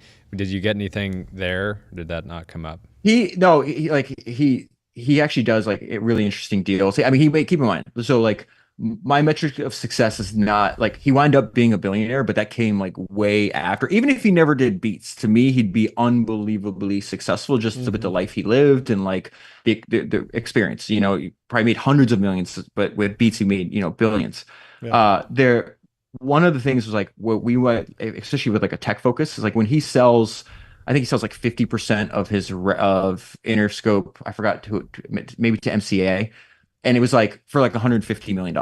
So it's like it's a fantastic outcome. But when we're talking about $3 trillion market cap tech companies, it looks small. But no, finance was not like a focus on any of the interviews or anything in the documentary, other than like mentioning random dollar amounts with like taking in partners and stuff.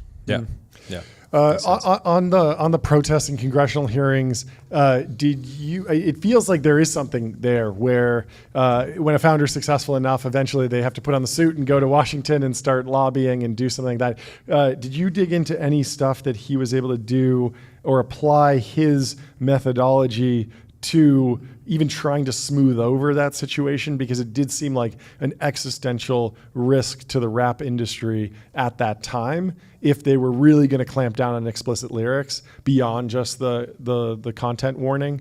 He doesn't state it like that. That's part of the reason he had to sell like he like went with one partner to another, because like I forgot what the company he was with, but they were like, hey, like I think it was like underneath it was like a bigger conglomerate that owned like another label, and then under that label was Interscope kind of thing, and they're like, we have fucking senators calling, like we this is such a small part of our business, like you have to go elsewhere, because like I have a $200 billion cable company or something, like this is not a but I think the interesting part here is I think he's a phenomenal marketer, and that's what everybody would keep like a relentless salesperson. I think that's one of his gifts, but I think he understood that, like, remember he signed like Marilyn Manson, Trent Reznor, Eminem, like Tupac, Death Row Records, like literally the rappers were killing each other, like that was under Interscope. And obviously he didn't want them to shoot each other, but his point was with all of this, with like this congressional protests and the media saying that he's like a smut peddler and everything else, like it's good for business. And like all this outrage, because what happens when we were kids, remember I was listening to Eminem. Eminem was like a huge influence on me, because I had this like all this like pent up anger about like my early life, and like I felt I was born into an environment that I didn't belong in, and I was better then, and like Eminem was kind of a soundtrack of like, yeah, like I feel that way too. And so like music is very much like a young person's game. So you have like 60-year-old congressman or Bob Dole saying like, you shouldn't listen to this. What as a kid, you remember it was like being a teenager, like, oh, that makes me more interested. I want more of that. And he does this too, like with Beats. So the idea before the streaming service, he had the headphones. He's like, it doesn't make sense for Dr. Dre to endorse anything. He had like sneaker endorsement offers and all this other stuff. And he said, there's a great line in the documentary. He goes, Dre, fuck sneakers, speakers. You should do speakers, because you got that like, high pitched Italian twang voice, which I absolutely love. And so they're like, the leading at the time in 2006 or whenever this was happening, the leading headphone product was Bose. He's like, headphones to put you to sleep? I don't want to put you to sleep. I want to make you move. I want you to get off your ass. And so what happens is they made them distinctive, so you could tell with the big logo on the ears what they were, right? And then he's like, my marketing idea is very simple. I'm going to put them with the best musicians on the planet. That's going to get everybody to try them. And then once you try them, you'll stay because the sound's good. And then he expanded out to athletes. But what he did is he wound up spreading it to the 2008 NBA Olympic team, or U.S. Olympic team, the men's basketball team. Yeah. And it got banned, and there was all this coverage because Beats wasn't an official sponsor, right? And so you can't wear them. And so they wore them anyways, and they wound up getting fined and everything else. And Jimmy's like, this is the best thing ever happened to us. Makes sense. I mean, that's fantastic. We could do this all day. This is always a pleasure. We will talk to you soon. We'll see you soon. We cannot wait to next time we do this. It might be in person here. We got some plans. How are you guys doing? Are you gonna? But if people drop in, you're like, okay, guys, this is the end of the segment. Now you have to get up and leave. We could do that. We have some ideas we'll share with you. But you could just do a whole show with us. It's gonna be. I can't do 3 hours of this. I can do 3 hours alone with you guys, but not. You can do it. You know how I talk. In 3 hours, if it's live and not edited, I'm gonna get canceled. You'll be fine. You'll be fine. You're good. You're good. We'll bleep out all the swear words. We'll do 30 minutes, then 45, then an hour, then 2. What did they used to do on TV? There was like a 2-minute, like, remember there was like a delay, like a tape delay? We'll need a tape delay for you. You're already swearing like a sailor, so we got to clean that up. We'll work on that. I mean, we're gonna go do the Porsche Experience Center. That'll be fun, and we'll have to get some behind the scenes of that. I cannot wait to see podcasting. Senra in a GT3 RS. I can't wait. Just tearing up the track. What was the Ferrari that I sent you guys? 812 super fast competition. We got to do that one. Awesome. We'll talk to you soon, David. All right, guys. Talk soon. Bye. Up next, we have Catherine Haun from Haun Ventures coming in the studio to talk about the stablecoin bill. The Genius bill is slated to pass. It's on the front of the Wall Street Journal today. And it is the guiding and establishing national innovation for U.S. stablecoins. We had her on the show, and we're excited to talk to her. So welcome to the show. How are you doing, Catherine? What's going on? Hi. Hi, how are you guys? We are great. Big 24 hours. Congratulations, Yeah, I think, are in order, but please get us up to speed on what's actually happening and where things are in Washington. And I love that you called me Catherine. That was my Washington name. I haven't been called that since I used to appear in court. But Katie, or let's update the Chiron. Katie Haun. So, thanks for having me on, guys. Actually, I literally just walked off a plane. I was down at the COTU conference. Oh, wow. Nice. Where I was talking to a lot of founders, crypto and non, and everyone loves your show. So I'm happy to be here. Well, thanks for making the time. Yeah, thanks. I think congratulations are in order. I don't know if I would say that yet. I mean, first of all, the bill passed through the Senate. Great news, obviously. It's another signal, I think, kind of like I feel like I did when ETFs were approved. By the way, not really by the SEC, although that was the body that formally approved it. But as I said last time I was on your show, guys, make no mistake, the DC Circuit, that Article 3, that other branch of our government, left the SEC no choice. The courts don't always get it right, but sometimes they do. And the courts unanimously in that case said that the SEC had acted arbitrarily and capriciously. So to my mind, the court system is the reason we have ETFs in this country today for Bitcoin and for ETH. And I think of this as a similar thing. Now here we have another branch of government stepping in. In this case, you have the Senate passing this introducing this legislation, passing this legislation. Now, of course, the House has to vote on it, and then the president has to sign it into law. So if those two things happen, you can say congratulations are in order for the industry. But I think one thing that is not really being discussed, and I hope we can discuss today, is there's another very important bill. And I'm not going to slap a percentage on and say which bill is more important, but that's the market structure bill. And to me, that's really the transformational bill for the crypto industry. Okay, so break that down for us. Yeah, so there's one bill, stablecoin bill, as you just mentioned, that the Senate passed. And one of the things that I loved to see about that is the bipartisan support for that bill, because I think we used to be, as an industry, pre-political.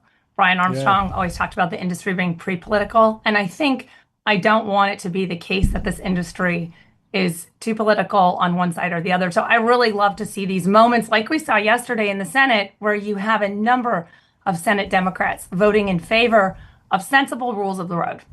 And I think this is a classic example of that. So I'm delighted, and I hope the House passes it.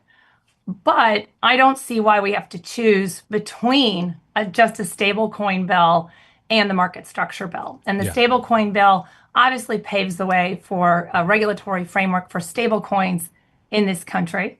So that's that. But then there's another bill, the market structure bill. And that kind of will answer, or attempt to answer, the question of what's a security, what's a commodity. And I know you guys have been covering crypto for long enough. You know this is kind of an age-old debate. And where can there be an enforcement action? Well, the big question is, well, what's a security and what's not? And I think the market structure really goes a long way in answering that question. And that's why I think it's so fundamental. And we've seen courts across the country weigh in on that question. And that's because we don't have legislation. And Gary Gensler said it was all so clear, and of course it wasn't all so clear. Yeah. So what's the timeline there? What are the different players? What do people want out of it? What is the core kind of crypto industry, and both on the investor side and company side, want out of it, and who would not want it to go through, at least how the crypto side has it in mind? Look, I think everyone in the crypto industry wants the stablecoin bill to go through and become law. I don't think there's really any question about that. The question is, do you go for both? Someone just described it to me as in a sports analogy, and I'll probably fumble that one, but it was like, do you go for the field goal or do you go for the touchdown? And the thing about after a field goal, the other side gets the ball back. And I think Congress really operates in kind of 6 to 10 year windows. And it's on their mind. Reform, regulatory clarity for crypto right now. And I think the transformational bill for crypto right now is very much that market structure bill. We also want that stablecoin bill. And we have this unique moment in time where we have bipartisan support for both bills. So personally, I say go for both of them. And worst case, you end up getting the stablecoin bill only. But I do think that's not the most desirable outcome for the crypto industry. I think the crypto industry deserves, especially after years of uncertainty, both a clear message from Congress. I think Congress ought to do its job and pass both bills. And I especially think that because after the Supreme Court last summer, in a case I said that this was the most important case for technology policy, not for just crypto, but for tech policy in decades, was the overturning of the Chevron doctrine. Yeah. And that takes power kind of away at a high level, away from regulatory agencies, and puts it back more in the hands of the courts. And do we want to have another 10 years of litigation percolating up from the district to the appellate court to the Supreme Court on what's a security or what's a commodity, and a patchwork of different answers throughout the country? Or do we want Congress to answer that question for us now? Yeah. And I think it's incumbent for Congress to answer that question now. You asked what does the industry want? I think this is a big industry.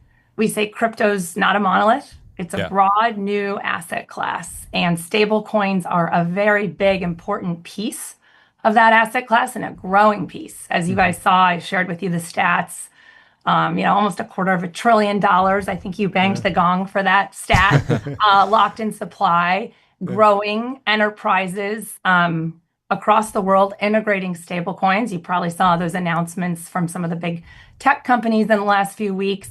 And I think one thing that everyone's wondering is those ones that haven't yet dived in for stablecoins is, well, what are the rules? So this bill that was passed yesterday out of the Senate, the Genius Act, is so important for that. It's like, here you go.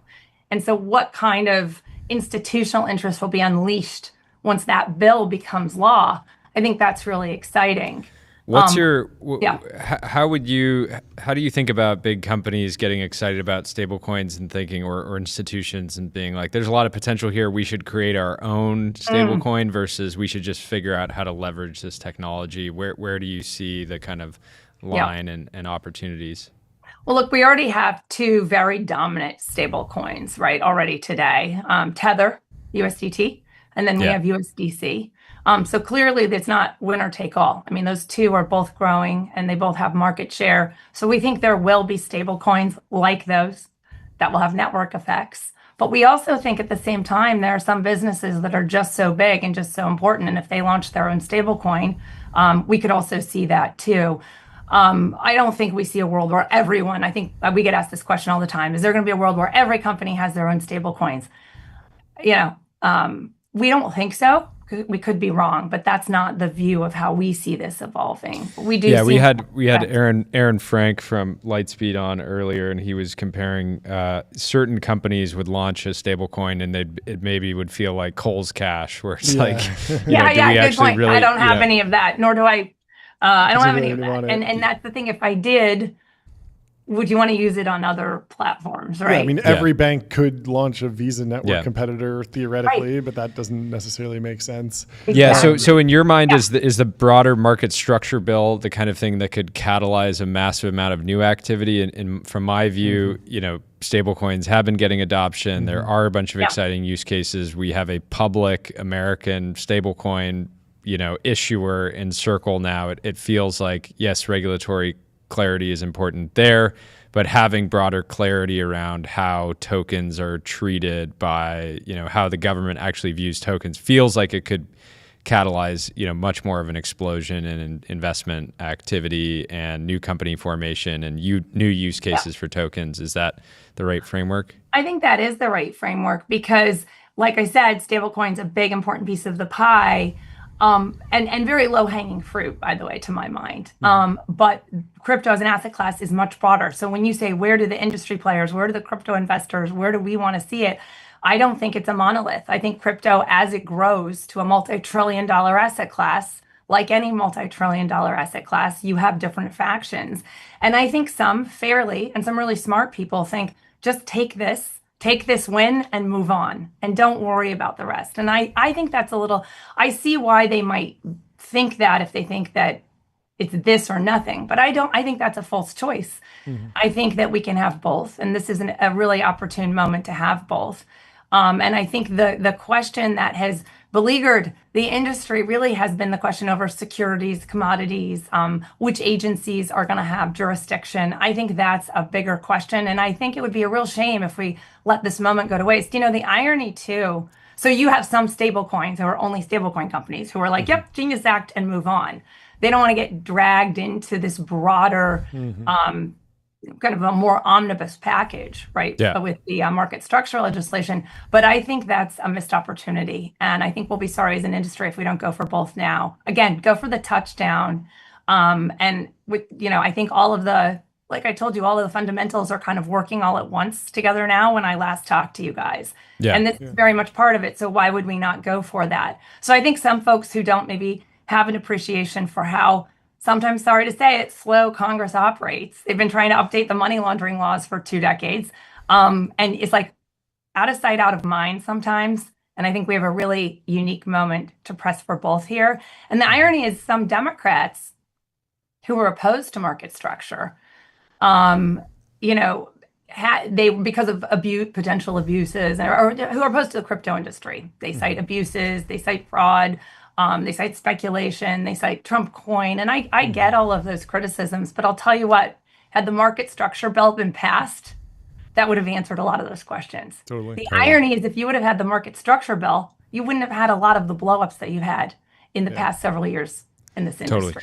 Is crypto truly coming home to America? We went through a period where crypto is being pushed offshore. We've heard over the last year that some crypto founders feel like they can come back to the States now, maybe actually have an office stateside. Are you seeing more and more momentum there with some of this positive regulatory movement? Or are you still seeing momentum around places offshore, Singapore, et cetera? I think, look, everywhere that you're going to want to develop is going to have some rules that you're going to have to follow. When I hear founders who say there is no it's often not going to be the answer that there is no regulatory regime whatsoever. Sorry, Balaji, if you're watching. But I am seeing that onshoring a bit. We were kind of seeing the offshoring in an unfortunate way, but it's not only regulation that matters. It's hiring top talent. And certainly there's top talent right here in Silicon Valley and other places in the world. I mean, you mentioned Singapore. Singapore has top talent to be sure, but you know, there's a lot going for the US. So we're still very optimistic. And I don't think but we were getting to a very dangerous point with the crypto industry. Had the likes of Gensler and others like him been left kind of to just do this. Now, fortunately, the courts were pushing back. So it wasn't a partisan issue. It was just the courts were starting to say, no, you've gone too far. I mean, I lost track now. I literally lost track of how many federal courts of all political persuasions and appointments ruled against Gensler's regime. And not just Gensler, but others like it, where you had very activist regulators who were really far out of their lane. And you saw courts curbing back on that. So I think that was already, we're at a dangerous spot, but the courts were maybe going to save us. But you don't only want to rely on litigation to save you, of course, because then you've already lost. But I think hiring talent is important. I think, you know, access to capital and traditional venture, maybe that's a little different in the crypto asset class. But I think also fundamentally what you have going on right here now with AI, particularly in Silicon Valley, and we've talked a little bit at the early stage about some of the synergies between AI and crypto, because of course AI creates digital abundance and blockchains are good at enforcing digital scarcity. And I think you're going to see more and more synergies emerge and use cases over time. And I'm not going to say what they are because, you know, we've seen that before in crypto. A lot of over-promising, under-delivering on use cases. So let's just stick to right now, we see synergies. There's a lot happening in Silicon Valley, obviously, with AI. We think that's going to benefit the crypto industry. And so in addition to regulatory clarity, if you're a founder, you want access to great talent.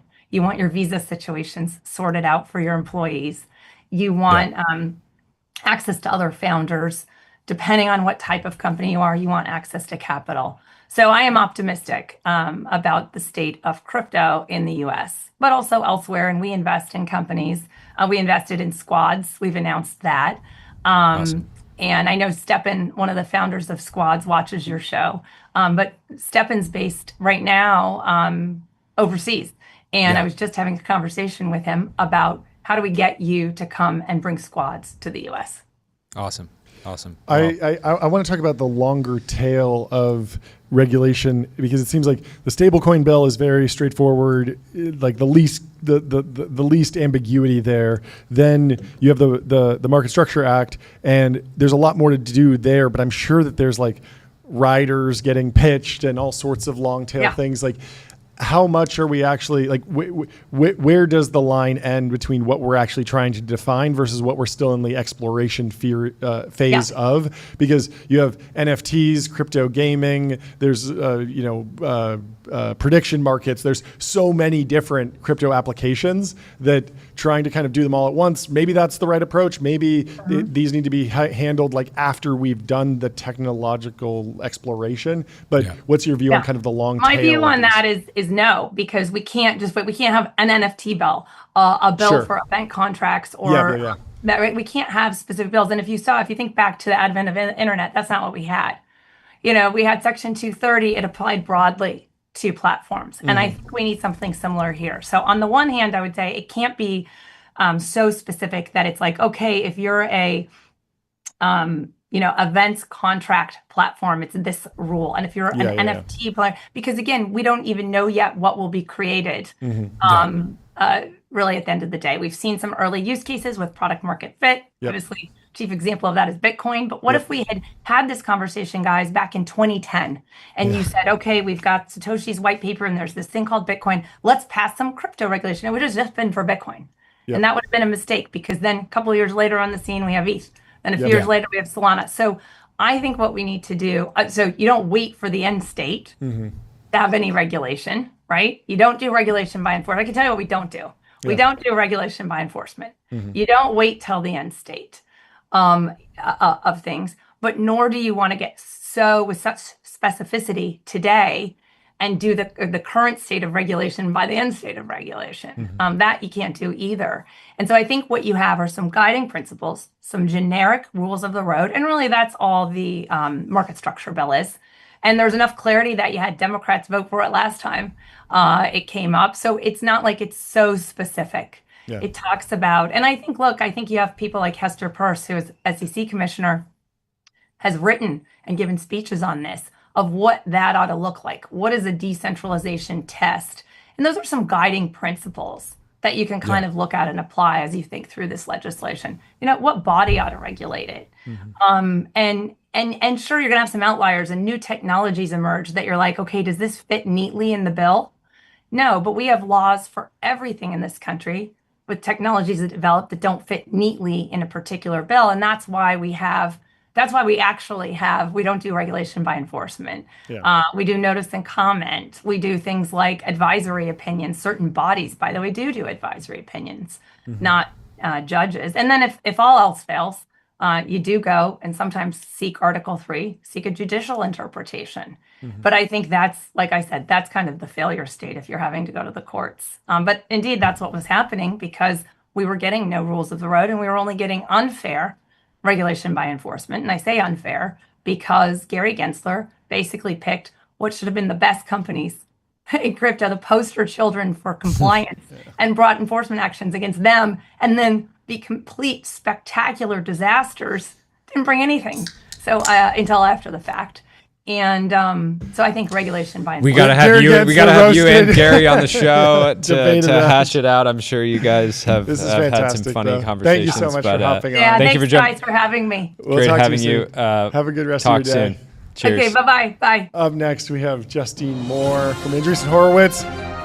Incredible map knowledge. Dropped a fantastic new market map all around AI image, AI video models. We're going to have her take us through it. Welcome to the show. How are you doing? Can you hear us? Can you hear us? Hello. Oh, I can hear you guys now. Sorry. There we go. Hey. I was saying to John, when you dropped your new market map, I was saying, it's a great sign of respect in our culture to drop a new market map and come on the show. So I've we're been honored. incredibly bullish on market maps. I find them extremely interesting, and I think they got a bad rep a couple years ago, but I'm glad that you've stayed the course. We are strongly pro market map. Yes. The It's a people great love service. market maps. It's like They you can do. guarantee a popular tweet if it has a market map in it. Absolutely. And I think people got kind of sick of like, oh, like we know the playbook, we've seen it, but there's a playbook for a reason. It works. Yes. So yeah, take us through the latest market map. What are you tracking? How did you decide what to divide it up into, and what kind of inspired this moment specifically? Yes. So I mostly do AI creative tools here at A16Z. So I spend like all my time testing all of the image, video, audio, etc. And obviously, the past few months in particular, video has been like the thing. Yeah. There's been like VO3, obviously, which was a massive moment with adding the audio for the generations. Yeah. Hydra around the talking characters. Yep. The new Minimax model, the new ByteDance model, Seed Dance, which is in the arena already outperforming VO3. So it just felt like a good time to refresh sort of what's going on in the video space. And I kind of formatted this market map just thinking about more from the perspective of a creator, like less in terms of the go-to-market of the company, more just like if you're a person trying to create a video with AI, where would you go for these different use cases? So there's first sort of the model, like the foundation model companies, where it's either text to video or image to video. Most places do both. Where they actually take your input, have their own proprietary model that generates the video for you. So that's the VOs, the Clings, the Runways, the Pikas.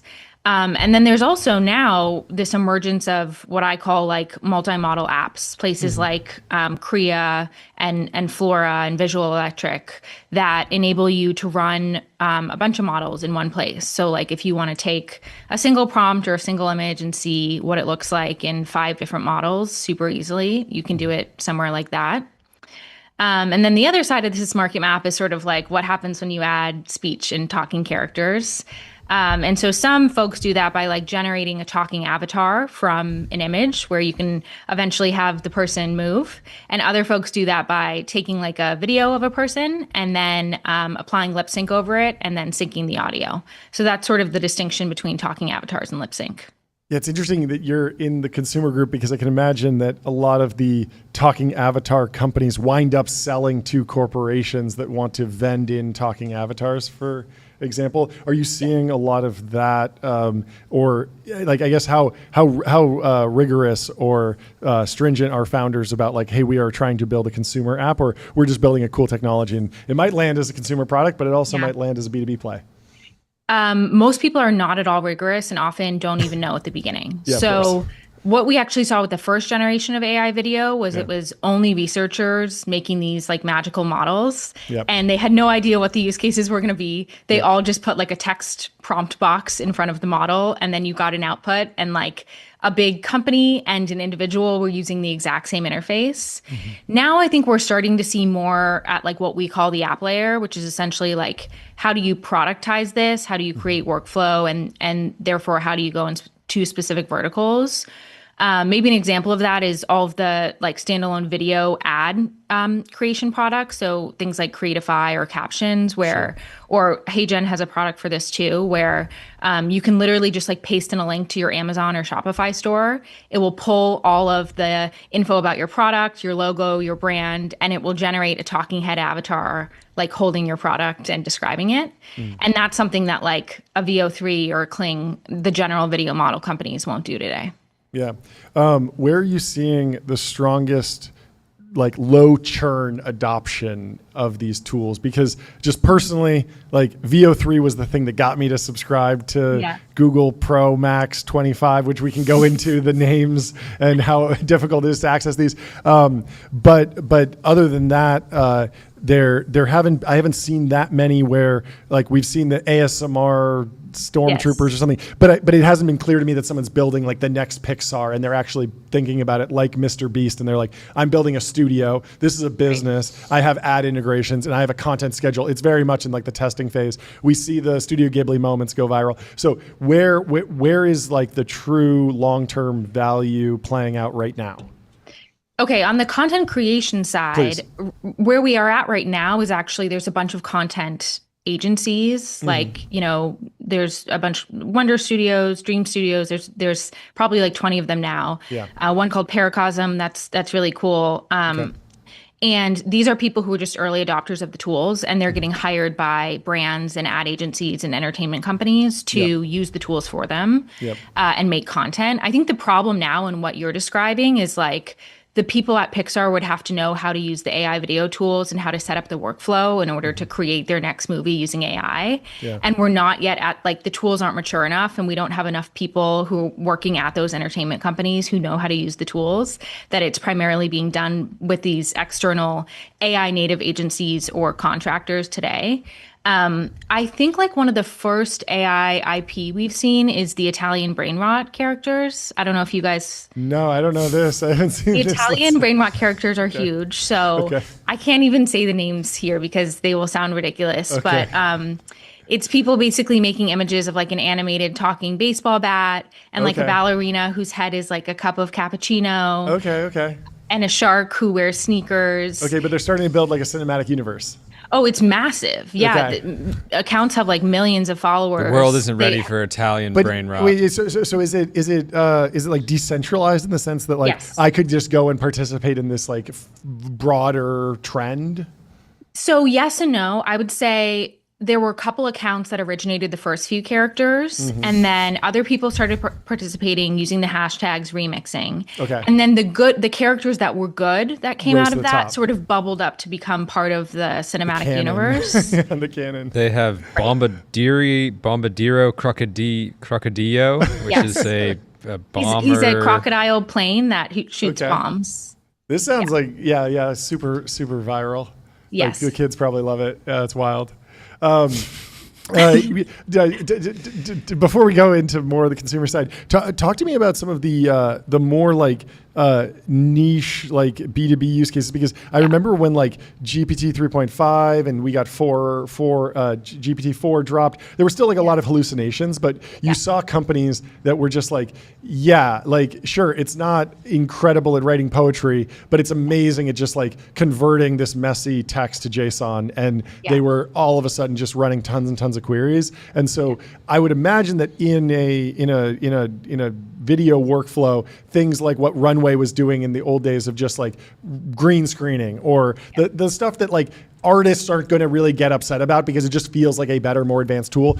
Are a lot of these companies building tools like that, or is all the focus just on like, let's one shot the next Oscar film? Yeah, it's a great question. There's a decent amount of vertical focus. I think also like it's very hard for startups, like if you're not a Google or an OpenAI or whoever, to play in the game of like, let's train the largest one-shot best video model. So a lot of them are focusing on verticals, like Luma, which is a company we've invested in, did this really cool tool where you can upload like a 9:16 like iPhone style video, and you can just say extend, and it basically like outpaints around the existing video and makes it look like, so you can just change the dimensions of your video really fast. Or there's companies more of just like a practical tool, but super useful for a bunch of creators that are filming vertical content probably, and they want to distribute in a horizontal format, so they just do that. Yes, exactly. That makes a ton of sense. Or something like Higgsfield that it has all these really special effect like motion LoRa's essentially. So you can take like an image of a car and just say like, this is like, here's a template of what a car explosion looks like, make this specific car explode. And then on the B2B side, we've seen a lot around like, how do you scale marketing or L&D or like executive presence type content? So like, tools like Descript now allow you to take a video of someone talking and then change the word that they're saying by changing, like cloning their voice, having them the voice say the new word, and then doing a new lip dub. New lip sync, So you could have your CEO sending what looks like a personalized holiday message to like every single customer or something like that. Or maybe something worse with a phishing scam, but I'm sure we'll get into safety at some point. What do you think the long-term ambitions of companies like Google with VO and ByteDance with their model? What do you think they want out of this category? They obviously have a massive edge. I saw Anish was posting about Google's edge or YouTube's edge around IP with VO. You can generate What was going on there? Does that, it's crazy. The Disney thing, is that like a real deal, or is that just a beneficiary of like some sort of relationship? Or? Yeah, and then I want to get a sense of do Google and ByteDance, do they want to be developer tools that just vend into a bunch of these platforms? Do they actually want to own the end customer? What is this market? Is there a generalized market in the long run of just generating funny videos for the average consumer, or is it going to all be verticalized out where I want to generate ads, I maybe want to generate, customized messages, but I want to understand, this is a good overview of all the ways that you can generate content, but like, how does the market structure evolve? Yes. Okay. On the IP question, I have not talked to Google's IP lawyers, and I'm not an IP lawyer, but my understanding is Google. But this is legal advice, right? Yeah, exactly. This and is financial advice. All the above. Our compliance team is going to love this. Yeah, they're going to love it. It's sarcasm. You can. I think my sense is basically, when YouTube came about, it was suddenly like all this IP content is on the internet, and Google cut deals with a bunch of the IP owners about essentially what can be posted on various Google properties, and if that content gets monetized, how it ends up going to the end rights holder. And so that's sort of the working theory right now about like why VO3 can generate IP content and not get sued when a lot of other people are struggling with that. In terms of the market dynamics, it's so fascinating, the question around like Google and ByteDance and eventually I think Facebook, I hear, is going to do more in video soon as well. Like why they're doing it and what their strategy is. I think first of all, like if I'm one of those huge consumer giants, AI is such a massive shift in consumer behavior that like if you want to own the interface to consumers, you probably want to own text, image, and video generation as well. And they have the resources in terms of data, like YouTube, for example, is a perfect example of this. They have a ton of compute, they have a ton of money, and they can hire the best researchers to build the best models. I think the question, as you sort of alluded to, is like, do they sell those models via API and let other people build the consumer experience on top of them, or do they own the end-to-end consumer experience? My honest take on it so far has been like, it takes so long in the big company product teams to get stuff done and get new products out that like the model teams are just shipping the models in like pretty basic interfaces like Google Flow. And then the product teams are going to figure out if they can catch up with some kind of cool new consumer app later. My question is like, how much, what will the market actually look like for the average consumer wanting to generate images and video, or will it just be something that people default to ChatGPT because maybe they already have a subscription or they're fine with the free tier, and it doesn't there ends up being a bunch of different applications on the enterprise B2B side, but then not so many like, core consumer subscriptions on just like cool videos, pictures, etc. I mean, it seems like it's a killer moat for Google Cloud Platform to have VO3 as an API, even if Google can't figure out how to productize it fully. It's like they do seem to have a real moat. I want to get into that about YouTube is obviously an incredible training data resource. You mentioned that there was another company that just surpassed them. Was it Tencent, you said? ByteDance. ByteDance, that's right. So I have a question about that because obviously with CodeGen, GitHub has a lot of public repos that people can probably just scrape. It's also just not that much data. You can probably fit it on a couple hard drives, maybe sneak it out the back and go ahead a flight and train somewhere in Malaysia or something. You can't do that with YouTube. Like it's just too much data. And so my question is how durable, how much should we be thinking about a durable data moat in video generation for YouTube? Because it seems like something that they could really clamp down on and would give them a durable advantage. But I don't know, there's so many other ways to attack any of these model developments that there's a lot of different options. So there's a couple parts of the data question. The first part is like, what do you own versus what do you scrape? I mean, we've seen companies like OpenAI will scrape YouTube as well to train their models. I think ByteDance also, like, here we think of YouTube and Facebook and whatever here in the US, I mean, as being the big hosts of content, but like there's all these massive companies in China like ByteDance who have their own have their own user generated content on like their version of TikTok and their version of YouTube and I'm sure there's reposts of American videos over there, so it's not like it even has a unique flavor. It probably can generalize pretty well, right? Totally. Though like I was one of the very early users of all of the Chinese video models when you still had to access them on Chinese apps with Chinese phone numbers. Wow. And they were definitely very good at things that were more China oriented than the US models. That makes a ton of sense. Okay. The other thing that's important to mention on data is in video in particular, it's not just the volume of data, it's also the quality of data and the quality of data labeling. Because essentially you can't just feed a video into a video model and assume it can understand what's going on and pull out the relevant info. You have to have really sort of dense labels is what we call them, or super detailed captions about like, this is this style shot from this sort of camera. The camera is coming from this angle. This is the sort of character. This is how the character is interacting with the background. And that quality data is what drives quality in the video models. And China has really benefited there because there's so many more PhDs than there are here. And it's much cheaper for these companies to hire them to do these dense labels for the video data.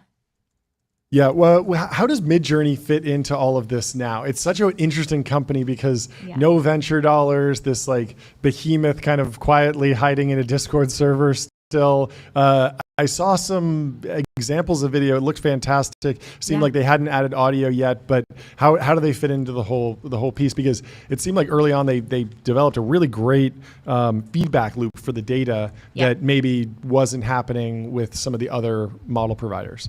Yeah. So the Midjourney model came out this morning, really conveniently, like 10 minutes after I put out my market map without Midjourney video because it's not yet available.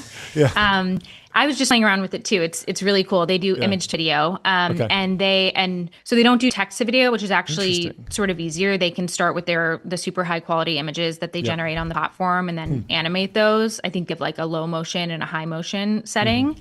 From what I've tested so far, it's better as sort of like a low motion scenery environment, light interaction type thing. Like you have a photo of a person and you can then animate sort of rain and wind and them walking slowly.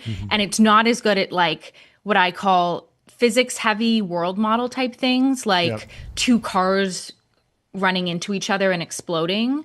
That sort of thing requires a very, very large and costly, usually like text to video model that is more difficult to train. Whereas Midjourney, I mean, I have no idea how they did it. It's a great model. They could have taken one of the open source image to video models and fine-tuned it on all their own data. Yeah. I've noticed VO3 is really, really good with some of that physics stuff, but it still gets confused. Like if a car is driving away, all of a sudden you'll be looking at the front of the car and then the back of the car, and it'll get kind of mixed up. But yeah. Are you, as all these different models have progressed, I always remember Brud and Trevor McFedries and just how early he was to what I think will be this like new wave. Is that Lil Miquela? Yeah, Lil Miquela, which was like basically a CGI influencer. So very, very early. I think we're going to see a lot more of this. And we've seen some of this to date, but do you expect that to be kind of like a new like how bullish are you on sort of like entirely AI creators getting real adoption, followings turning into real businesses? I'm sure you follow a bunch of them already. Yeah, I'm personally super excited about it because it kind of separates the content from the character. Like now, before AI, if you were on Instagram, like you were both the character and the person coming out with the content. And so you had to like look in a way and present yourself in a way and talk in a way that was like interesting to the Instagram algorithm. And now it's like anyone with a good idea can create a compelling character.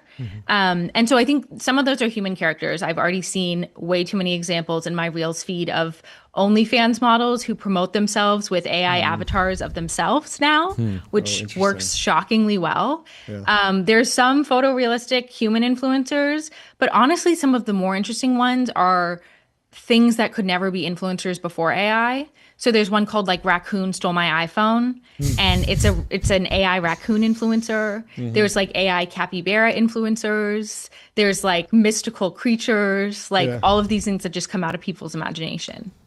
Competing for mindshare with Instagram pet pages, dog pages, things like that. Did you have a reaction to Fountainhead? It was Mountainhead, not Fountainhead. Oh yeah. Mountainhead, the movie. The core overarching theme was that basically deep fakes or AI generated content had gotten so good that it was causing global unrest. Did it resonate at all? It does feel like I now have, multiple times a day, I'm seeing content online and it's like we're both in the community notes program. So it's like you see content getting community noted. It's one person says, it's not real. Look at this link. It was this image. They redid it. Another person says, it's real. Look at this link. So it's like, I just assume that everything's fake and made up unless I see it, with my own eyes. But I'm curious if it resonated at all with you. So I largely consume AI slop, so I have not seen the movie. I should watch it soon. You should watch the movie, the motion picture on slop. Yeah. Once they have that, I will watch the full film. But it's so interesting. We talked about this a lot actually with audio models with the last election cycle, because video I think wasn't there yet to have convincing deepfakes. But audio, there were way less cases of, even though you could make really realistic voices, cloning candidates and saying things that weren't true, there were way less examples than we thought of that actually impacting any election in any sort of meaningful way. And I think part of it is things like you mentioned, the community notes program, where you have sort of citizen watchdogs on various platforms saying this is real, this isn't real, running them through various sort of AI detectors. But I also think people are starting to develop more skepticism around everything they see online and whether or not it is real, which is probably not a terrible thing. Yeah, I had this take that After Effects would be more impactful on the election than AI video because you can just show a clip of a burning building from 2020 and it's real video, but you recontextualize it and say, oh, the Capitol's burning or something, and it's from years ago, or just speed up a video, slow it down, edit it out. They would do this with various politicians. Cut out the ums and uhs, and they'll sound sharper. Add a bunch of gaps, and all of a sudden they sound like they're slower. Yeah, it even, we're here in LA, and when all the imagery was coming out of the protests from a couple weeks ago, it was like burning Waymos. Kind of looks like something you generate with VO3, just because it was so symbolic and just such a crazy image. And then make an image of a guy with a Mexican flag riding doing burnouts around a car that's on fire, and it's that looks like, and even just the way that was photographed, there was it looked like all of Los Angeles was engulfed in flames, but it was really one crazy block with a bunch of different angles, and then a bunch of different posts, and you drive around and you'd be like, oh, well, there's not that much. See, that's the other interesting thing is even real footage can be manipulated. Totally. Any kind of story can be manipulated in a way like AI or not. Are you seeing? I think there's exciting companies like WorldCoin, doing proof of human. Are you seeing any infrastructure players trying to do anything on content verification side and trying to create some sort of mechanism to prove whether something was authentic, actually shot on an iPhone, right? Proving through the metadata and some type of public setting. Is there any pitches from that side? Yeah, so largely, honestly, today that has come in two places. One is the model companies themselves will often watermark the content in some way, like the VO3 generations has a little VO3. 11 Labs, which does the audio, they actually have a site where you can upload any audio and it will tell you if it was generated with 11 Labs or not. That's cool. Which is pretty cool. The other place we've seen development there is for prominent individuals, celebrities or someone there's value behind their brands and who potentially even might want to monetize it in the age of AI. If you're an actor and you suddenly don't have to, fly back to LA when you're filming a movie in Australia to tape 5 ads for some cell phone brand, and you can have your AI avatar generated to do it instead, and it looks just as good. You might actually want to, have some licensing company that owns your AI licensing rights, whether it's your traditional talent agency or not, who can manage that for you. Yeah, totally. Very cool. Well, thank you so much for Super stopping by. Insightful. We could talk for another hour. I have so many more questions in our doc, but we'll have to have you back. So thank you so much for stopping by. Thanks, guys. Thanks, Justine. We'll talk to you soon. Great chatting. Have a good one. Up next, we have Anish from Traversal coming in the studio, kicking off our lightning round. It's our new lightning round. We're getting to every single financing, 4, 5, 6, every single 7 important startup update. Founders kicking it off with back Anish. to back. Welcome to the stream. How are you doing? Doing super well. Thank you for having me. Can you kick us off with an introduction? What do you do? Hi, yeah. So my name's Anish. I'm one of the co-founders and the CEO of Traversal, where we are basically trying to build an AI site reliability engineer. So when you have software systems, they break, and we try to help troubleshoot why they broke and how to fix it. Is the current status of the market entirely human site reliability engineers, or are there like a suite of tools that are just not AI enabled enough, and you can kind of piggyback on? Yeah, so I'd say the current state of observability, I call it observability 1.0, has been putting a lot of eyeballs on your data. So essentially, the great iconic companies now like Datadog and Splunk and Grafana and Dynatrace. And what they basically did is they store your data and then help you visualize it through numerous dashboards. Yep. But the toil of actually figuring out for an on-call engineer what happened is what I call dashboard dumpster diving. That's what they still have to do, right? Yeah. And there isn't that intelligence layer of actually helping you search through this petabytes of data. And I think that's what this new generation of AI agents and LLMs and some of the research we have done in our PhDs unlocks now. Yeah, have you been tracking? I mean, it feels like site reliability engineering should be a beneficiary of AI, and yet it feels like we've been seeing more and more outages. Like Cloudflare went down, Google went down. We had another outage while we were doing the show. The whole internet went down. It feels like it's happening more and more. Is that just me being more sensitive to it, or more news, or I'm just online more, or are these systems actually getting more fragile? Yeah, I think two things are happening. One is, as humans, we like to push the limits of everything we can do. And so we're always going to be pushing the limits of software systems, and they're getting more complex. There's more microservices. And that was happening before the age of LLM-powered code agents, right? And now with everything happening in the world of AI software engineering with Cursor and GitHub Copilot and Windsurf and so on and so forth, I think the amount of code that's being written there's going to be like a Cambrian explosion, right? Yep. Where I think most of it is going to be written by AI systems. Yep. And so the system's going to get even more complex, and less is going to be understood by us who are as engineers. And so I think it's going to get even harder to debug things because we don't actually understand what's written, and it's more complex. And so I think that's actually going to throttle the use of AI software engineering tools in mission critical systems, because if I'm head of infrastructure, I'm like, I don't trust this. I'm not going to allow this to affect my core infrastructure. And so I think you need tools, observability 2.0, to help actually be in line with it, I guess. I feel like finding truly great SREs is like a massive challenge. Like how do you, like, if you can deliver on the product side, like how much bigger do you even think like the market is, like the market demand for great, effectively it sounds like you're wanting to offer productized SRE talent. How much like demand is out there for what you're building? Yeah. So first of all, like we've been trying to hire an excellent SRE and we still haven't been able to. There's a massive labor market discontinuity where it's impossible to find fantastic SREs. Yeah. But I think if I think of the role of an SRE, the way I think about it is like it's all about the health of software systems. And I think of it as like the Maslow hierarchy of needs. So in your level one, you have a heart attack, you got to deal with it right now. And I think that's what having a production incident feels like. And that's where SREs have to spend a lot of time where nothing else matters. Level two is when you have these like constant stream of alerts happening. That's the equivalent of having like some sort of like chronic condition that you have to deal with all the time. And you can't think like a year in advance. And only when you can deal with these things, then you can start thinking about like your long-term health and like life hacking and optimizing your sleep. And that's when I think you can think about the long-term health of a software system, how you would architect it over the next 4, 5, 10 years. And so I think all of the time right now for SREs is being spent in like having a heart attack and a debilitating condition. What I think they should be doing, and the best SREs, is thinking about the long-term health of a system. How do I architect the system for the next 5 years so that it's robust? And I think that's what they want to be doing, but they're forced to be on call all the time. And so I think that's what we want to stop them from having to do, and they can spend their time on the more meaningful aspects of their jobs. Talk about the trade-off between fully agentic systems here versus more of a co-pilot dynamic.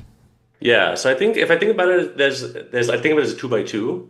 So think of the y-axis as the severity of the issue. So you can have alerts that are happening all the time to really complex incidents. And then on the other hand, you have how agentic is it? So on the close to zero would be you have a run book. You have some sort of playbook that exists, and you have humans or engineers go execute those run books. And on the other end, you have where you really don't know what to do, and so you have 50 people in an instant war room trying to figure out what happened, right? So if I think about for low value alerts, typically you have a playbook or runbook that engineers can go execute. And that's, I'd say, less agentic because you can just the meta workflow is always the same, which is like, look at this dashboard, then look at this logs and, correlate between them or something. And on the fully agentic side is when even teams of engineers have no idea how to solve it a priori. And that's where you need to come up with architectures that are truly novel, where it doesn't fall into a pre-existing runbook. So, and that's, I think, the type of architecture you have to build to deal with the most visible incidents that an enterprise faces. I think that's really been our focus as a company. Last question.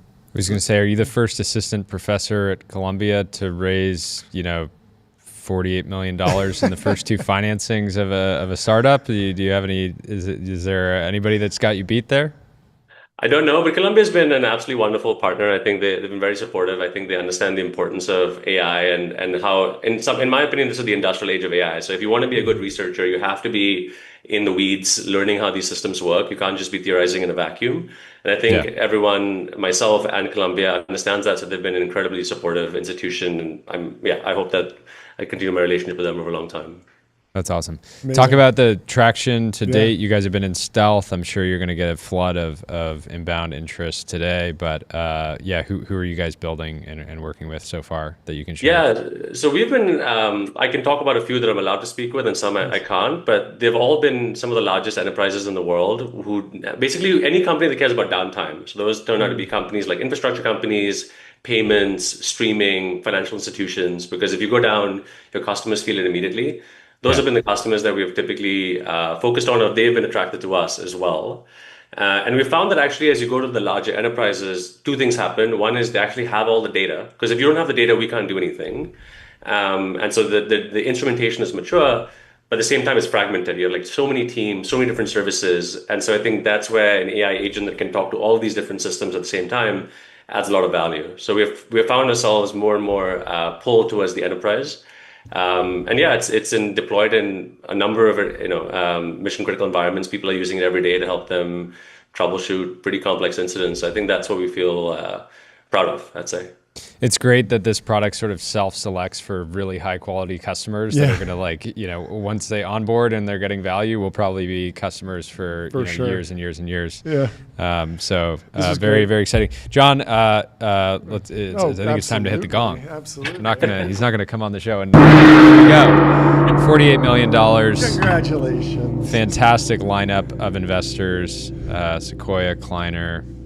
Great group. Yeah. Great group. Fantastic. Thank you for coming on. Thank you come for back having on me. when you have news, and congratulations on the milestone. Bye. Have a great rest of your day. Up next, we have John Lee from Safire, building electric mobility. Very excited to talk to him. John, are you there? Welcome to the stream. How are you doing? Hey, doing good. How are you guys doing?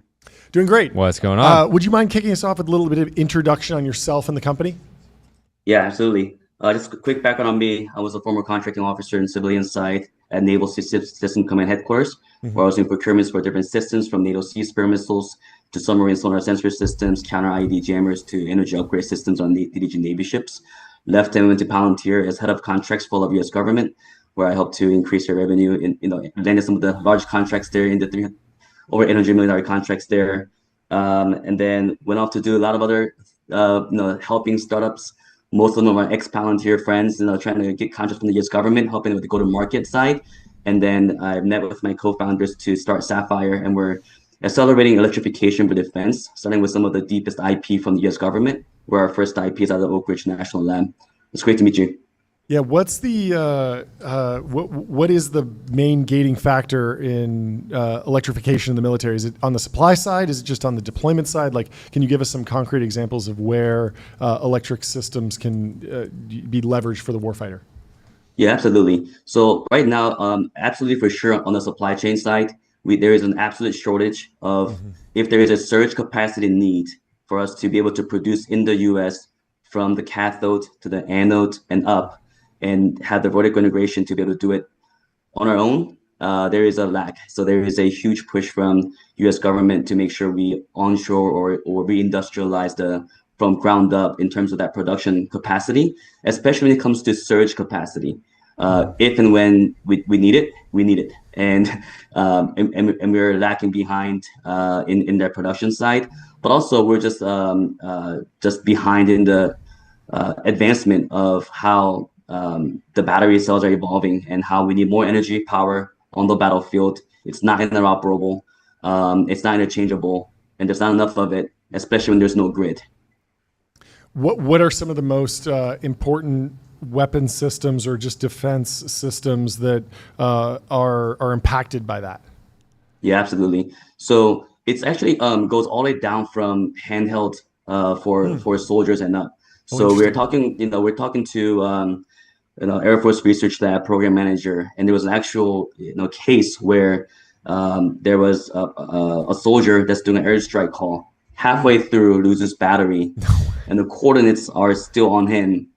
Wow. And because of that battery loss, it was a friendly airstrike fire, and that just is not acceptable. That is such a easy elementary fix to be able to have a battery management system software that allows us to reserve that extra percent. It's an advancement that we have not been focused on. It's something that we need to do. But on top of that is the grid, is to be able to provide a tactical microgrid out at the edge where, hey, if all the power goes out, bring it in. And now we've got a tactical microgrid that's solar powered, self-sustaining, that provides a interoperable also energy source to mobile systems as well as standing systems. And that network availability also does not exist today well. Talk about the decision to be dual use. Yeah. I'm sure there was a lot of thinking that went into that. It'd be interesting to get your insight. Yeah, absolutely. That's certainly an amazing question. That was something we've been learning a lot from since the company started. So our core IP technology is out of Oak Ridge National Lab, where some of the nuclear materials were invented. And our CTO has been there for over 20 years, and he's got funded by ARPA-E to work on a silicon nanoparticle that would go into lithium-ion batteries. Essentially, if you ever play with water and cornstarch, it creates this thing called oobleck. It's very fun for the project for the kids. Yeah. But it's a non-Newtonian fluid, but we're doing that shear thickening effect in the battery cell. And that happens immediately upon a bullet hitting the battery or a car crash hitting it. Then it solidifies from liquid to solid, preventing it from crunching up and providing extra structural strength for added safety. And so we started having conversations. We kicked off the company 3 years ago, raised friends and family around, and kicked off the company. And we were talking to electric vehicles and defense at the same time. And what we really wanted to really understand, like what I'm really passionate about is protecting and saving lives. Like I could care less if it's 10 technologies or 100 technologies do it. Like I'm going to protect and save lives. That's where my passion is. When I was working on the counter IED jammers to put into our vehicles in CENTCOM so that the enemies cannot blow up the IEDs under our vehicles as a contracting officer, then it was just kind of a moment where I was like, I couldn't do anything unless what I'm doing is impacting and hoping to protect and save lives. And so we talked to EV companies and they wanted more safety, but they also wanted to increase performance and decrease cost. They want it all, right? And so we went to really focus on how do we decrease the cost. So now we're really focused on, we went back to the drawing board on the EV side to say, okay, with our particles, it's a lower cost than the aluminum and steel that's surrounding the battery packs. And so we're looking at how do we decrease the weight to increase performance while having same, if not higher safety on the EV side. But that sales cycle is actually, I've been working with the government, pretty much all my life in defense, and I think government was slow, but EV could be slower. And I was just kind of like, wow, if I wait until we have, this technology and we keep building it, it's not like people will just come and buy it. It's just not how it's going to work. That's not how we did at Palantir. Like we have a playbook here. We don't have to recreate their playbook. We're going to go to the end user and figure out what they need, and then we're going to give them what they need. And however the business model fits that is what we're going to create.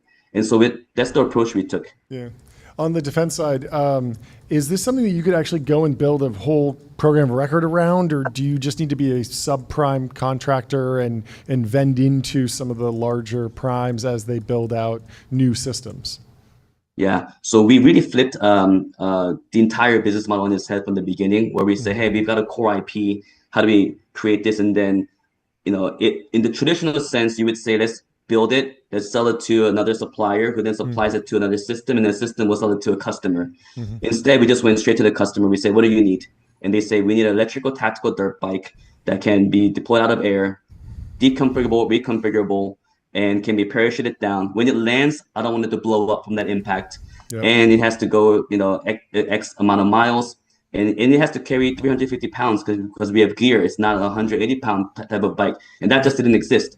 And so we partnered up with the subcontractor, with the top dirt bike company, and we newly designed a electric dirt bike tactical for AFSOC, air combat controllers, us as a prime.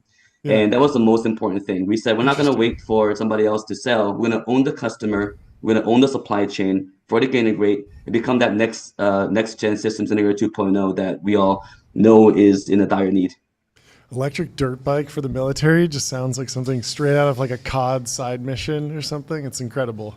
We're down to test. Yeah, Simply send us one. We'll go for a ride. I do not have a motorcycle. I will be burning out around the gong here. Yes, it sounds amazing. Thank you so much for stopping by and telling us about the business. This is fantastic. We'll talk to you soon. Thanks so much for having me. Really appreciate it. We'll Cheers, John. Thanks for coming on. Up next, we have Connor from Speak, language learning program. Let's talk to Connor. Welcome to the stream. How are you doing today, Connor? Hello. Welcome. Thanks for having me. I was expecting you to come on and just start talking in a variety of different languages. In 5 different languages. You're not impressing us. Drop some foreign languages on us. Do you speak any foreign languages? Wow, great question. Just getting right into it. Yeah. I should be able to speak Spanish because I took 5 years of it in high school and college. Yeah. And I have the classic story of I learned everything except how to speak, which segues into what we're trying to do. And we finally have Spanish. So, I'm working on it. I'm getting better very quickly. Yeah, break down a little bit of the history of the company because it's interesting go-to-market, interesting history, interesting strategy. Sure. Yeah. For context for everyone, we are trying to build the world's best language teacher using AI. So imagine, a really good tutor, but they're in your pocket, available whenever, wherever, thinking about how best to teach you. And it's speaking first. But the kind of interesting and weird thing about our history is we started this company a while ago. We've been working on it for like 8 years at this point. The first few years are really just like AI research into how we could use AI to build the technology. And then we realized that we needed to go focus on one market. So we spent the next 4 years or so focusing on a single market, a market that I had literally never been to in my life before, which was South Korea, a market where there's not really. How'd you pick that? So we kind of did a bunch of different market analyses. We built a free app and we like released it in a bunch of countries and saw what kind of traction we had. But ultimately, the thing that was the most convincing to me was I went to South Korea to talk to some of our earlier users. And I saw like literal skyscrapers that were filled with English classrooms. And it was just very clear that the country was obsessed over learning English, but there was also way more competition and solutions there than anywhere else in the world. So we really thought like the only way we were going to build something interesting is if we actually built something substantially like structurally better using technology, like a 10x solution. And that market was going to be the market where we would get the most signal, because the only way it would work is if we actually built something unique. And, today we are the clear number one leader. We've got about 80% brand awareness. We've had double-digit percentage of all South Koreans try our product. It's air horns. What's the universal? Universal. It's the universal language of celebration. It's the real universal language. Yeah. It's the vuvuzela of celebration.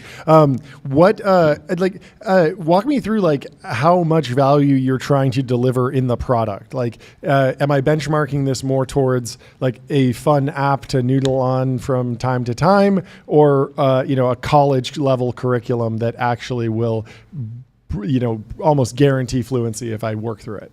It's really the second. Like people do become fluent if they use our method, and really the benchmark is these cram schools in Korea that people are spending hundreds of dollars per month on, or there's private tutors that cost $40 to $80 per hour to study with, and that's really like the thing that we're benchmarking against. And really trying to surpass in terms of efficacy and enjoyment. I'm trying to think, you guys have raised a lot of money from a bunch of great investors. I was trying to think through how they might think about risk factors to the business.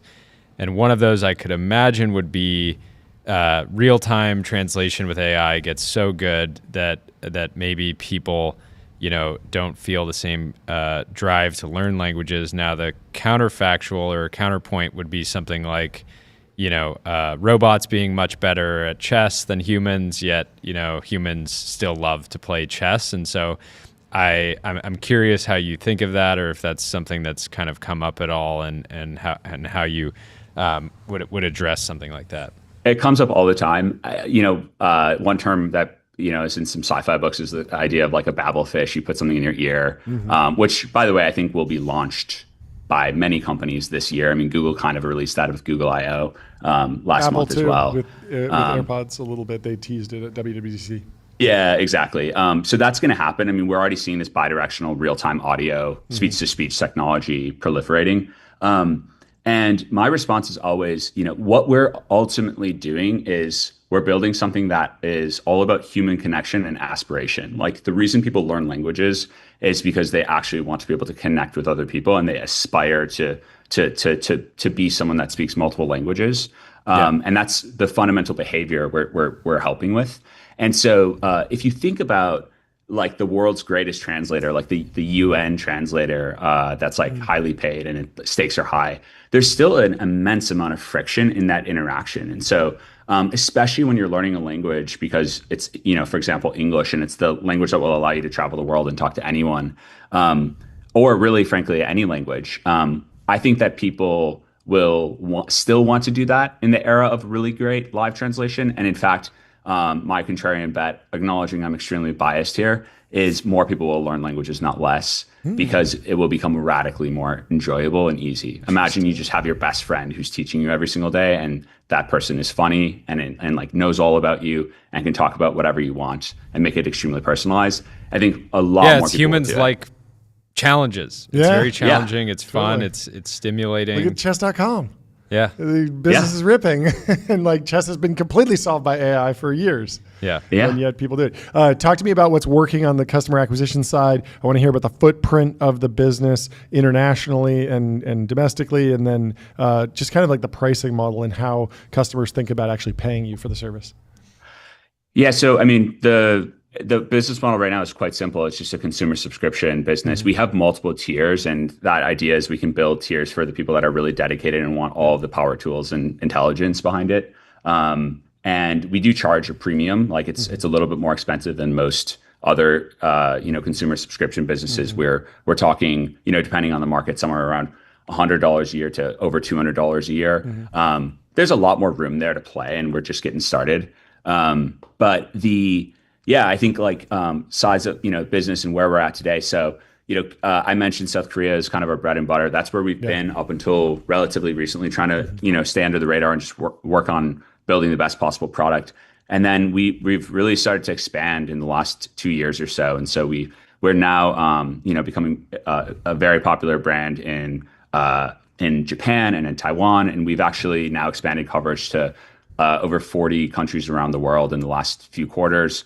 And just yesterday, we have now gone from an English language learning app to a language learning app with the launch of learning Spanish, Italian, French, Korean, and Japanese, and more languages on the way. A large part of why we're even able to do that is because of all the like agentic AI content creation that we're doing. Right? Like localization has to be like completely one-shottable by most modern LLMs. Like you can just this is the transformer. It's really good at transforming stuff. It transforms things from one language to another. It's like the best, the most bread and butter.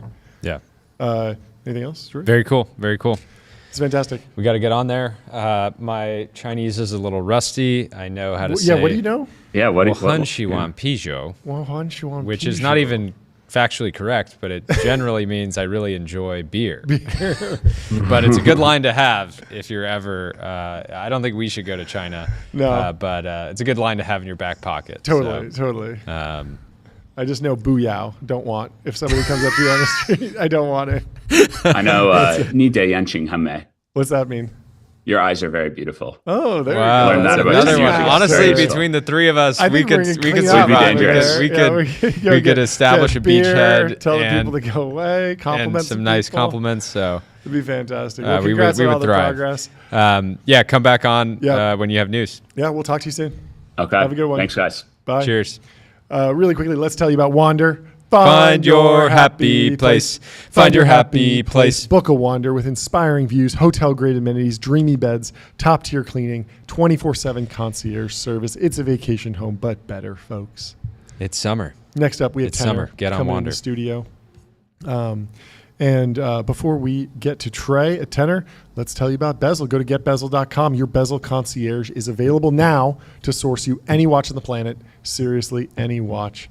Get on there. Yeah, Jordy knows the beats of the delivery. Seriously, any watch. How did you sleep last night? I got destroyed. I had a very rough night. I had a very rough night. Honestly, I got a little cocky. I slept really well Monday night. Yeah. Last night, I know. I got cocky too. I got 6 hours, 62. 17 minutes. Got Whoa, 5 62. hours. The tides have really turned, John. I know. You went on that was truly a generational run. I gotta make it all back tonight. I'm sleeping 10 hours. Make it all back in one sleep. In one sleep. Nobody outsleeps me. It's the best. Sleeping 10 hours is actually surprisingly challenging. Yeah. It's almost too much time. 25 kids. It's brutal. In other fundraising news, Applied Intuition closed their Series F round of fundraising at $15 billion valuation. We had Kaser Yunus on the show at Hill and Valley, an absolute dog. He's going to be running out of letters soon. Yep. I mean, he's got quite a few to go. Still, I wonder what the latest series letter that has ever been done in venture history. Like I know people have done F, but have we seen a series K? Have we seen a series S? Like how far down the alphabet has anyone gone ever? I could see someone like a Cluely just raising like $1 rounds, speed running it to get to the series. That would be Z. an interesting strategy. I could definitely see Stripe being deep in the alphabet. They've been going for almost 20 years now, that business? 2007, 2010? I guess 15 years they've been in business. Yeah. So they could be deep into the alphabet. Yeah. SpaceX, I don't even know if they are numbering or lettering their rounds anymore because some of them are so like... they're really the candidate. It's a tender offer, it's a preferred share, it's a common stock sale, kind of just moves around. What were you laughing at? Oh, there's always stuff to laugh about. Looking at the timeline? Looking up the timeline. What else we got? We have our next guest, Trey from Tenor. There we go. Here we go. He's fax maxing. Hey, Trey, how you doing? The fax man. Doing well, guys. Yeah, doing well. Glaring to see myself on that screen. In reverse. You never picture yourself in mirror image. It's horrible. Yeah, it is confusing. Well, thank you so much for joining us. Can you kick us off with an introduction of the company? We've heard TJ Parker teasing and educating us a little bit about this market, but I want to hear from you.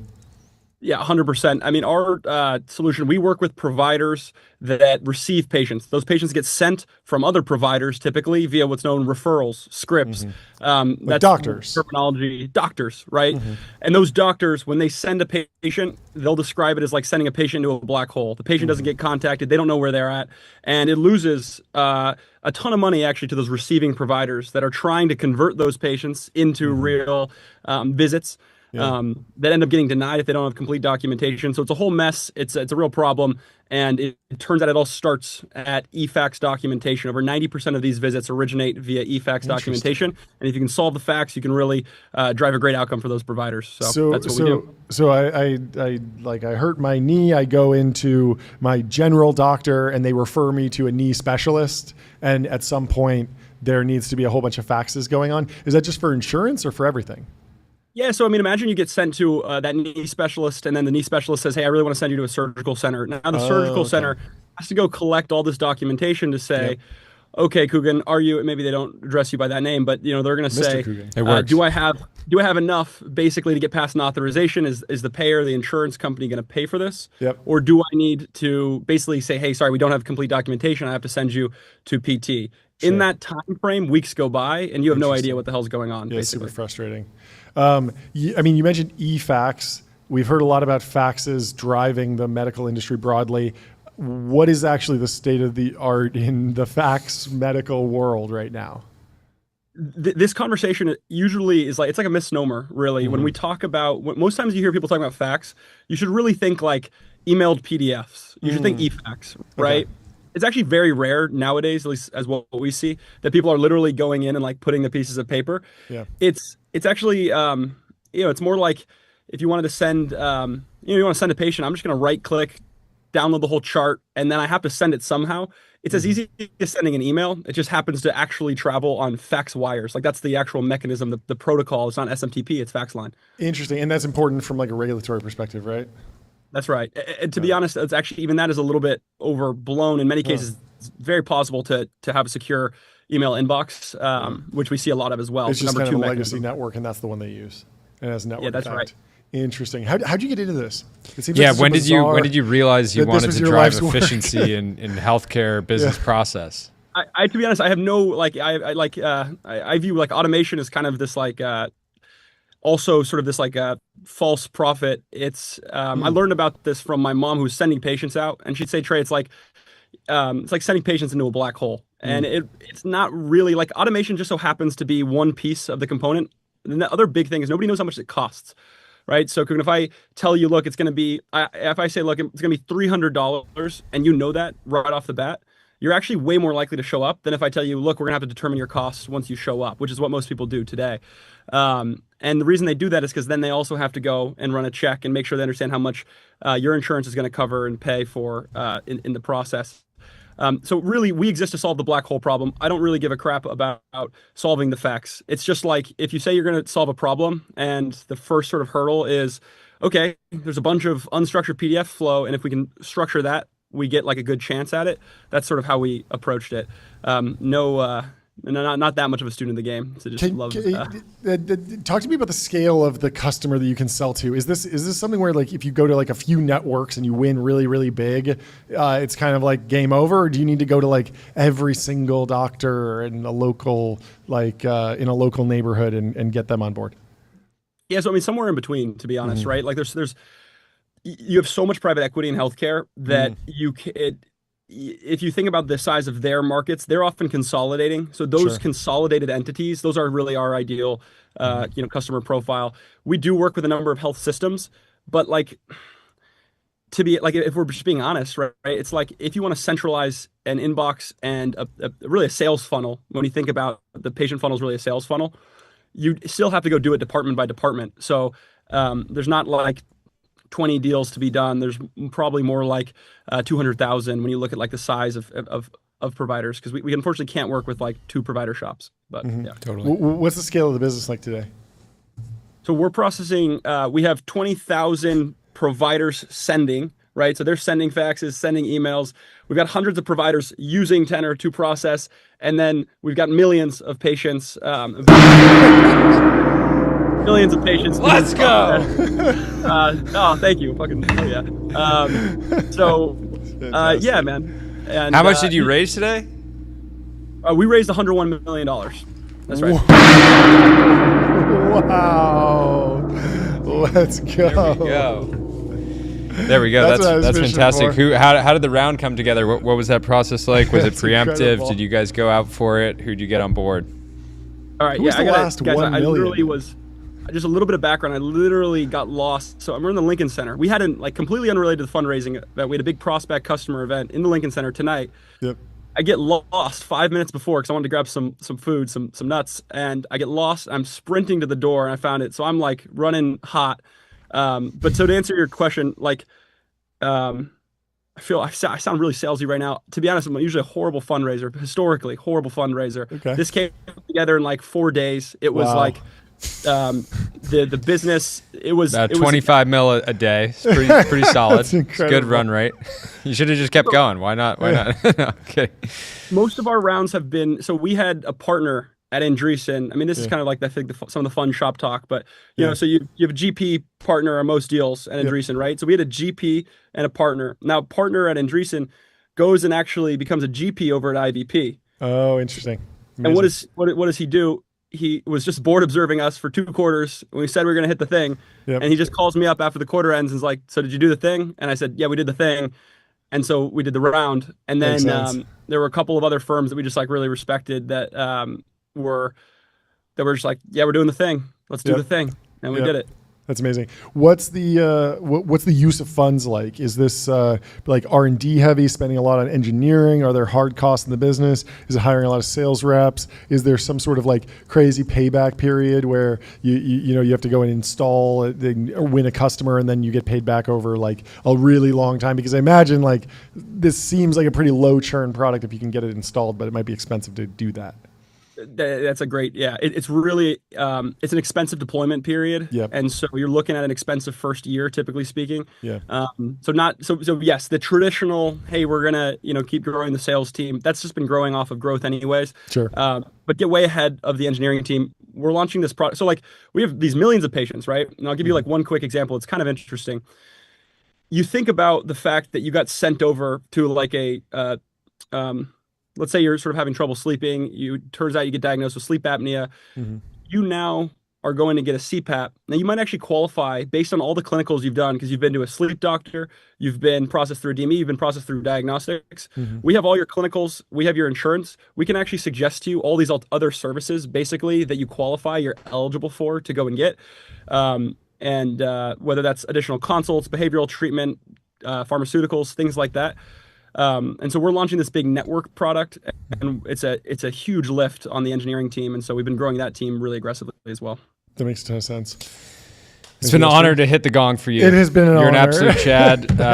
Thank you for coming on. Congratulations on the milestone. I have a feeling you'll be back here in the temple with us very soon. With how you're talking. So it's amazing. Congratulations to you and the team. I was hoping I'd get some credit as like I see all these guests come on. I'm a big fan. I saw the jacket. I was going to say there you go. There fantastic. You go. I got the honestly, you wear it. It looks natural. It looks a lot of people put it on. It looks performative. You know, it's like stolen valor. Yeah. So we don't want to draw too much attention if that's your daily, but we appreciate you dressing up for the occasion. Yeah, you look sharp. You look sharp. And just do us a favor and never wear casual clothing in the workplace ever again. Just make this a part of your daily. You're a healthcare technologist. You should be. You should dress the part. You're a businessman. You're a businessman. Yep. So we got fit Fridays. It's the opposite of casual Fridays. You have to dress really, really nice going into the office here in New York. There we go. I love it. That's amazing. We're doing our part, man. We're doing our part. You guys have a great one. You. Great to see you. Great to chat. Have a great one. Great chatting. Congratulations. We'll talk to you soon. See ya. Up next, we got James from Profound coming in the studio. Oh, is there another gong hit coming in? Let's hear it. James, how you doing? There he is. What's going on? Break down the news. What's going on? I got the mallet ready. What's happening? How you doing, guys? Doing great. Well, we've already covered your raise. Yep. We've talked with David Senra. Yep. We've got the backstory on how David Senra met you and invested. Yep. But super excited to have you on to break down the news yourself. Yeah, thanks for having me. And congrats on all the TBPN traction as well. It's inspiring just to see your story kind of continue to take the main stage. Thank you. Thank you. It's been fun. We had you on recently. What's happened since? Talk about the new round, and then I want to hear about traction and kind of what you're seeing on the product side as well. For sure. I guess since we last spoke, it's just been a lot of days in the office. We moved office. We moved across the other side of Union Square, New York City. The entire team is here in person, working very hard. We're in office 6 days a week, and. Yeah, I love to hear that as an investor. I'm not gonna pretend I don't. I think it's very exciting. I think the tailwinds are mind blowing. This is a clear platform shift, maybe one of the biggest platform shifts in the history of marketing, as hundreds of millions, billions of consumers turn away from blue link search and instead talk to platforms like ChatGPT and get a response. How your brand shows up, how your products show up, how your services show up in these AI responses is becoming like boardroom level discussion for every brand on the planet. So yeah, we're building Profound as a new age marketing platform to guide marketers, every brand on the planet, to this new generative internet, an internet where you can talk to it and it talks back to you. I think the closest heuristic would be SEO for AI, but once you start to look underneath the hood, there's a lot of fundamental differences here. These models are opining. They give, they have sentiment. They give opinions. The kids are using chat these days, and more like an operating system. How your brand shows up there is P0. What are some of the big struggles that maybe legacy brands are facing in terms of shaping their? You can imagine are there it's any not something canonical horror stories yet? I feel like it's all pretty good stuff. Most of the time I see examples of this, it's always somebody screenshotting like, "Oh, I nailed it!" Like the ChatGPT recommended my brand. But I imagine that there's probably some people that are having rougher experiences. Well, the models are probabilistic. So, you ask the same question 10 times in a row and get 10 different responses. So that's kind of that's one of the main upsides of using technology like Profound is you get the kind of aggregate response across all of the major platforms. We work with Ramp as an example. They're an example customer, and we 7x'd their visibility in a category where they didn't have much visibility. And the way that you do that is by you understand through lots of prompting, you understand how the models are talking about your brand, your products, your industry, your competitor, and where they're going in order to answer those questions. And then you strategically start creating content for bot. Oh, we got. And it's pretty tractable. Amazing. Talk about the round, who participated. It's a pretty great list. I'm biased, but not David Senra does not really angel invest. It's very rare. So you got him. Yeah, thanks. It's cool. It's a real kind of like pinch me moment. We're working. So Kleiner Perkins led the round. So Ilya Fushman's taking a seat on the board. Okay. In addition, we have Khosla Ventures, that's with Keith Raboy, cool. Nvidia, Safire Ventures. Sorry, didn't let you finish, but had to go. Continue. Saga Ventures, so that's Max Altman, Ben Braverman, Thompson Nguyen, South Park Commons, SV Angel, and then a bunch of really great angels. Obviously, the most important being a guy called Geordie Hayes. Too kind. But give us an update on almost like an investor update, which I won't share.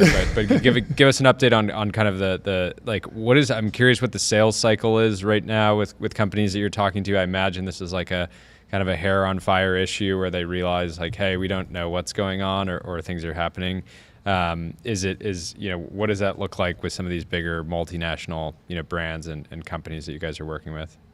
Yeah, I think what the thing what they're realizing is true is that this platform shift is so big that they need dedicated technology to understand and control how they show up in answer engine outputs.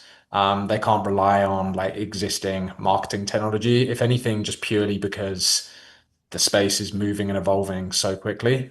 Which I think is really evidenced by the fact that we are able to work. We're working with Fortune 10 brands, so literally some of the biggest brands in the world are using Profound. There's thousands of marketers on the platform now. It's hard to mention logos, as we all know, it's tricky. But some of the logos that we are able to mention are, so we have brands like MongoDB, Indeed, Mercury, DocuSign, Zapier, Ramp, Plaid, Row, Workable, absolute squad. Chime, US Bank, Clay, Resend. We're working with that's just the ones we can mention. I think these brands are coming to us because we've built the ubiquitous technology in this new category that we've we're sucking the oxygen out of the room, and we're building a better product. And yeah, I think that's a function of a very talented engineering team here in New York, basically. Category leader, working 6 days a week. The only option would be to try to work 7 days a week, but then you risk some major burnout. So better just not compete at all and just let James cook. Just be a customer. Well, thank you for coming on, James. Awesome milestone, and I have no doubt we'll have you back on again soon. Yeah, thanks for having me, guys. Appreciate it. Cheers. Amazing. We'll talk to you soon. Bye. Cheers.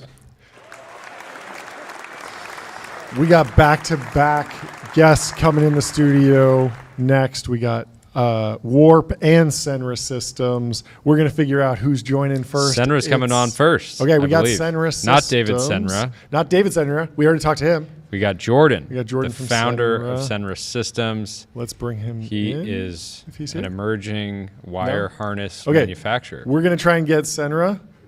In the meantime, I think we have Warp. Okay. Let's do Warp. Welcome to the stream. How you doing? Ready? There he is. Sorry for the chaos. I told you now, 10 minutes from now, back and forth. It's live TV. But you're here. We're live on TBPN in the Ultra Dome. Yes. It's great to have you. Great to be exciting day. Give everybody some background on you and the company, and then we can talk about the news. Yes. My name is Ayush. I'm the founder and CEO of Warp. And as some of you may have seen, we are the best way for startups to run payroll, handle compliance, hire people, and do all those fun things. We just also announced our 18 million Series A. Let's go. John, I'll let you do the honors. I'll let you do the honors. Let's go. Why? Boom. I have a feeling we'll need a bigger gong for Warp. Hopefully we can get it in here before the next round. Talk about competing in a big but crowded category.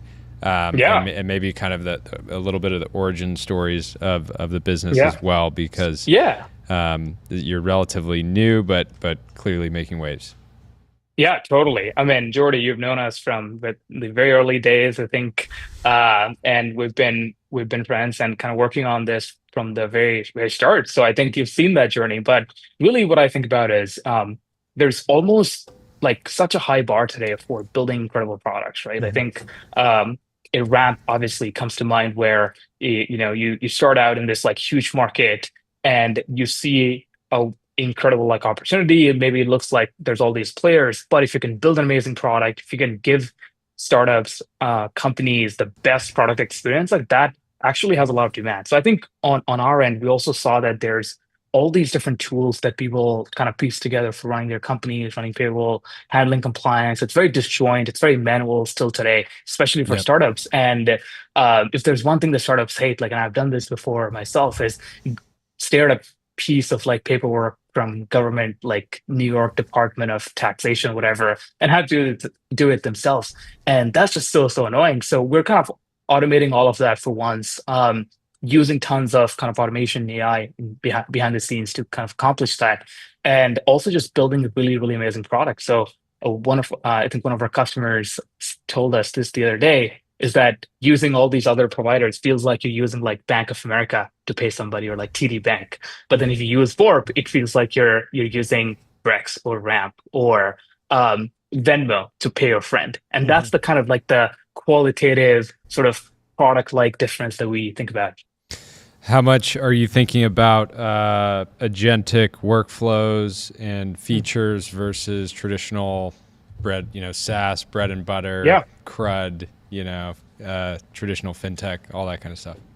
Yeah, it's a huge part. And I think we're being thoughtful about it. Like, I think there's a lot of players that are just like waking up to it, and their approach is, well, we're just going to jam like some AI kind of buzzwords to kind of sound cool. But I think we have the luxury that we're starting in this almost in this time where like all these advancements are happening very, very quickly. So maybe you guys don't know, but like my personal background actually is in computer science, specifically focusing on AI back at MIT. And so it was very cool to see some of these things early on, right before they started taking off. And now we have the opportunity to build this in a way that is from the ground up. We can actually like architect this in the right way. So a lot of these manual paperworks, like maybe the customer doesn't even know about them or think about them. I know they're completely abstracted away from them. All the PDF filing, paperwork, taxation, that would typically be their responsibility or their accountants or controllers, whatnot. We can absorb them for the first time. And there's no like middle ground that we have to cross where they're kind of doing it and then it's slightly automated and they're asking some chat UI. No, it's just like fully in the background automated. Where's the growth coming from? I know you guys are growing quickly. You don't have to give us like, you know, the full secret sauce, but how and why are you winning customers over? I think the biggest thing is we have seen tons of founders just telling their friends about us. So if customers are using us, we target a lot of our, you know, startup founders, a lot of the folks that you would have known of, like Rahul from Julius AI and Isaiah from Blind. And I think tons of these really cool startups that are building all these amazing products. They have lots of like Twitter presence, they're very online, and they'll tell their friends or tweet about us or say something positive. And I think that's been a huge driver. So first and foremost, just like building an incredible product, people will tell their friends, but also targeting these like very awesome companies that will kind of spread the word. Why is payroll so oligopolistic? I feel like there's like ADP, Paylocity, Paycom, Pay something else in the public markets. Then YC has like 3 unicorns in payroll. Like I get that there's a lot of money. I get that there's a lot of money where the money is, but like, why is there not more of a compounding advantage? Like, what's the market dynamic? Is that expected to change, or is it just like you can go and win even if you get 1% of the market and that's like fine? I think it's definitely more of the latter. But at the same time, it's almost like banking, right? Like if you think about banking broadly, how many different banks exist and fintechs exist, and they all kind of can win big. Even some of the biggest players that are, you know, obviously like Ramp, like in the grand scheme of things, the market is so large that even a small portion of that can be huge. And every 5 to 10 years, it seems like there's some new wave of technology where the consumer behavior shifts enough. So like one thing I think about a lot is the founder expectations have shifted a ton, right? They're used to using tools like Superhuman and Linear for running their teams. And then they go log into like a Salesforce, like junk, you know, like HR hefty thing. And I just kind of hate that. So I think there's some consumer behavior shift. There's also the fact that you can reinvent these things from first principles every 5-10 years, and then AI is a big piece of that puzzle too. It almost feels like the opposite. Like it feels like payroll. It's so cumbersome to rip it out that it's actually a slower turnover. And so as opposed to some of these tools where it's easy to rip them out, if there's really really great product that's actually better, you're going to take over the market and get everyone to rip it out and replace it very quickly. But payroll system, it's like pulling teeth to get it out of the system. And so like people are like, I don't like the one that I have, but I'm not going to change or anything. I don't know. It's interesting. Are you thinking about stable coins at all? They've been in the news in the last 24 hours. People have talked about the potential of stables helping, and maybe just like saving you money or earning you more float or something. Like it seems like most of the payroll companies are pretty mature in terms of like squeezing every penny out of the dollars that they transfer around. But is it a bull case at all, or does it change the economics at all?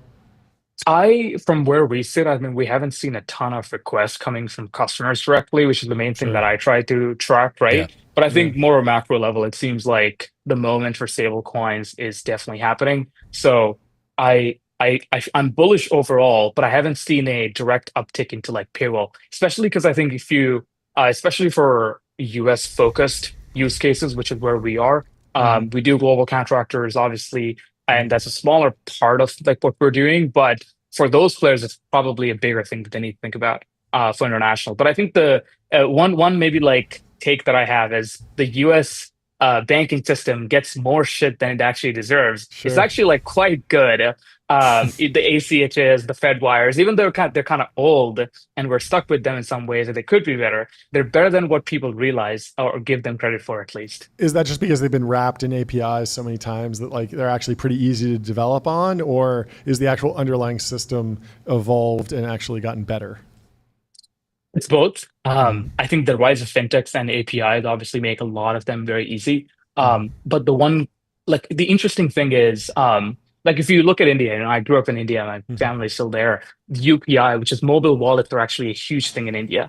And they basically, around from 2015 or so, there was a period where mobile wallets just went vertical, almost within like a 1-year period. And the reason that took off is India was largely a cash-based society. So the delta between going from like cash and change and like counting all of that immediately to phone wallets and QRs was massive.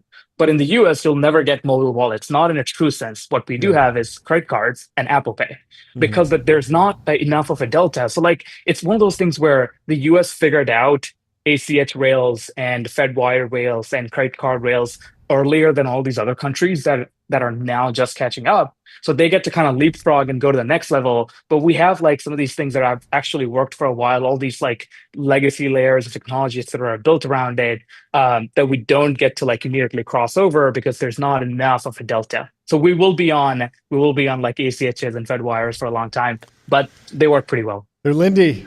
Well, I think a gong hit is in order. Oh, let's do it. Talk about the round. 18 million Series A. 18 million Series A, led by Haun Ventures. We've got Drew Houston, Arash, nice. Kyle Vogt as part of the round. Those are all MIT engineer founders where I went to school. YC crew. So YC crew, we tried like all the technical folks. Some great people joining, and we're super excited and very thrilled. Did you graduated MIT, right? That's right. Bear signal. No. That's the new bull signal. Yeah. That's the contrarian move. The contrarian thing is don't drop out. Don't drop out. Yeah, that's right. That's where all the new alpha congratulations. is. So. Yeah, put that congratulations. It's been amazing to watch you execute over the years, and excited for the next chapter. We'll talk to you soon. Awesome. Yeah. Likewise. Cheers. Next up, we have Jordan from Senra Systems, not David Senra's Systems. These are high-quality wire harnesses. Welcome to the stream, Jordan. Hopefully we can bring you in. I know we had some back and forth juggling, but great to have you on the show. There he is. We did it. Welcome to the stream. We did it. Welcome. I love when a plan comes together. Would you mind introducing yourself, the company, and what is a wire harness for those who don't know? Yeah, absolutely. I'm Jordan Black. I'm the CEO of Senra Systems. You probably don't know what the hell a wire harness is, and that's totally fine. Just think of it as like an iPhone charger, but like a lot more complex. Like when you lift up the hood of your car, you see a bunch of electrical wiring. It just connects any two or more components together, and everybody hates it because it's entirely manual process to design it, entirely manual process to manufacture it, and it's just a very like bespoke thing that hasn't changed since the Cold War.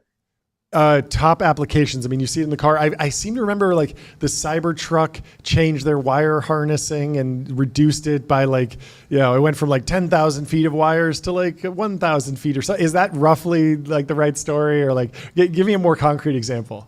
Yeah, I think the thing with wire harnessing, the more you have, the more expensive it's going to be. So you put more sensors and computers and thingamajigs around your car or rockets or drones. You're going to have more wiring and it's become more expensive. So what Tesla did was really kind of minimize the amount of signals they had to go through. And there's a little more complexity that goes into that too.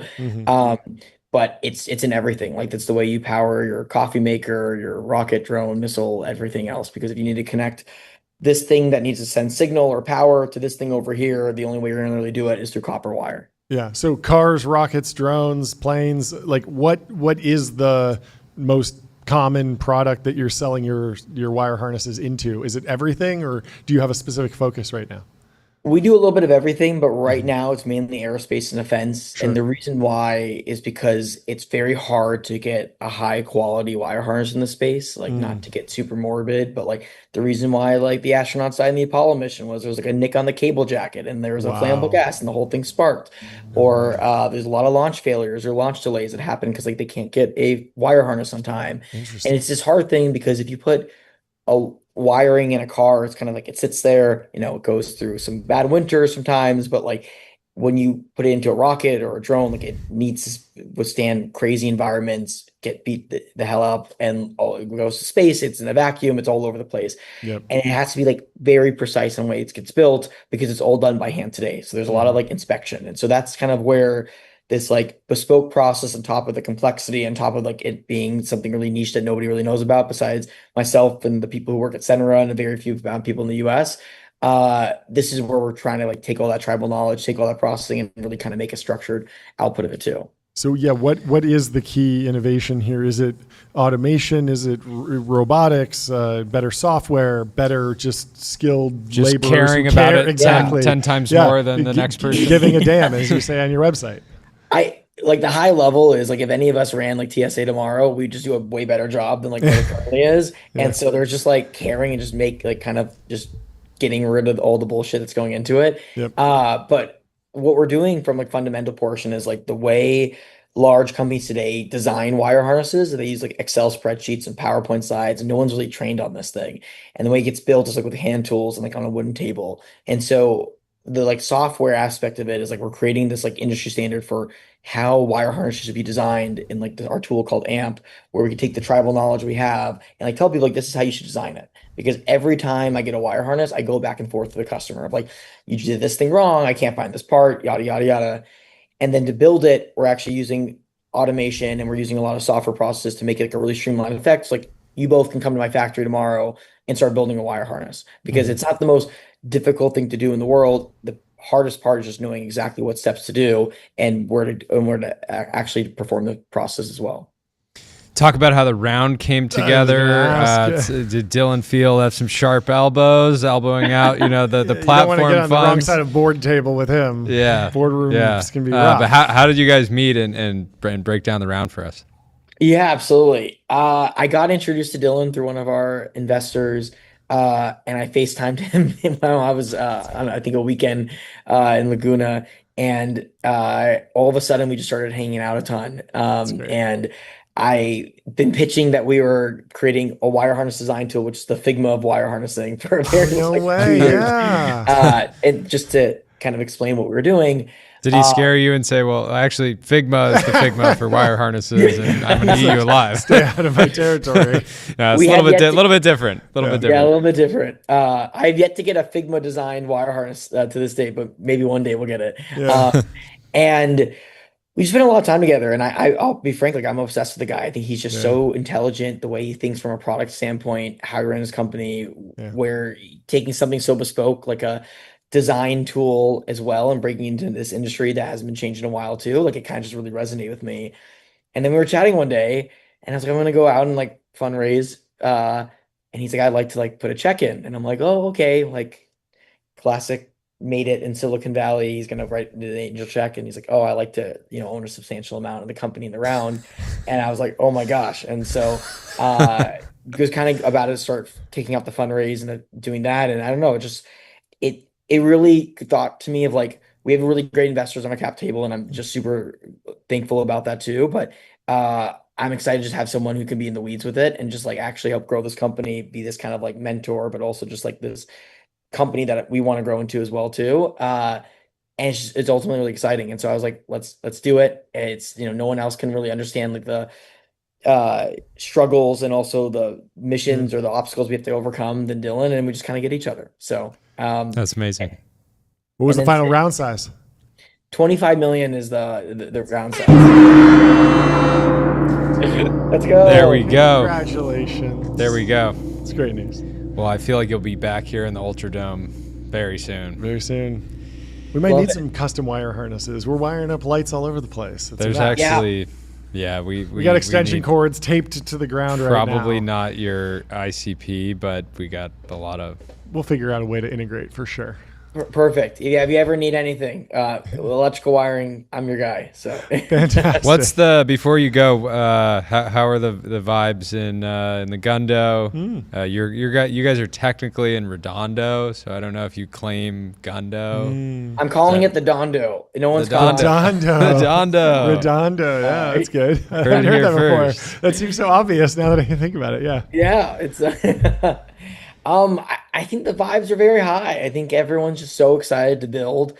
It makes complete sense. It's not of like not only Senra, but just even the companies in this space too. Of like, there's a time to build, a time to move fast, a time to build things correctly, and I think it's our turn to kind of start changing this entire industry, which is in the hard tech space. And I think it's what percentage of your customers are in Southern California right now versus other states, international, et cetera? I'd say probably about 80% of our customers are in the US, or not in the US, in Southern California. All of them are in the US. But that's because they like kind of having this supplier or this face of just like, I can come drive over next door and just be able to support them and talk to them as well too. So it's old fashioned. I love it. Yeah. Love it. Well, congratulations. Thank you for coming on. This Very was fantastic. exciting. And we'll talk to you soon. Awesome. Have a great rest of your day. Take care. Have a good Cheers. Bye. Well, that is our show today, folks. We hope you enjoyed the lightning round, the deep dives, the chat with David Senra and Senra Systems. Visualizing that conversation or getting dropped in there, and Dylan's like, "Yeah, I'll throw in a check." Yeah, and he's like, "Cool, like $50K, $100K." He's like, "How about the whole round? 8 figures?" I love it. Very cool. It's fantastic. Hopefully we see more of it. It seems cool. No, it makes sense. You get a founder on your board, it's about the different timeline. It's not about the it. fund or the vehicle that gives you the money. It's about the person. It's about the investor. And it seems like they have an awesome partnership. So very cool. Well, anyway, leave us 5 stars on Apple and Spotify, and we will talk to you tomorrow. Thank you for watching. Thank you for tuning in. Have a great afternoon. Have a great afternoon.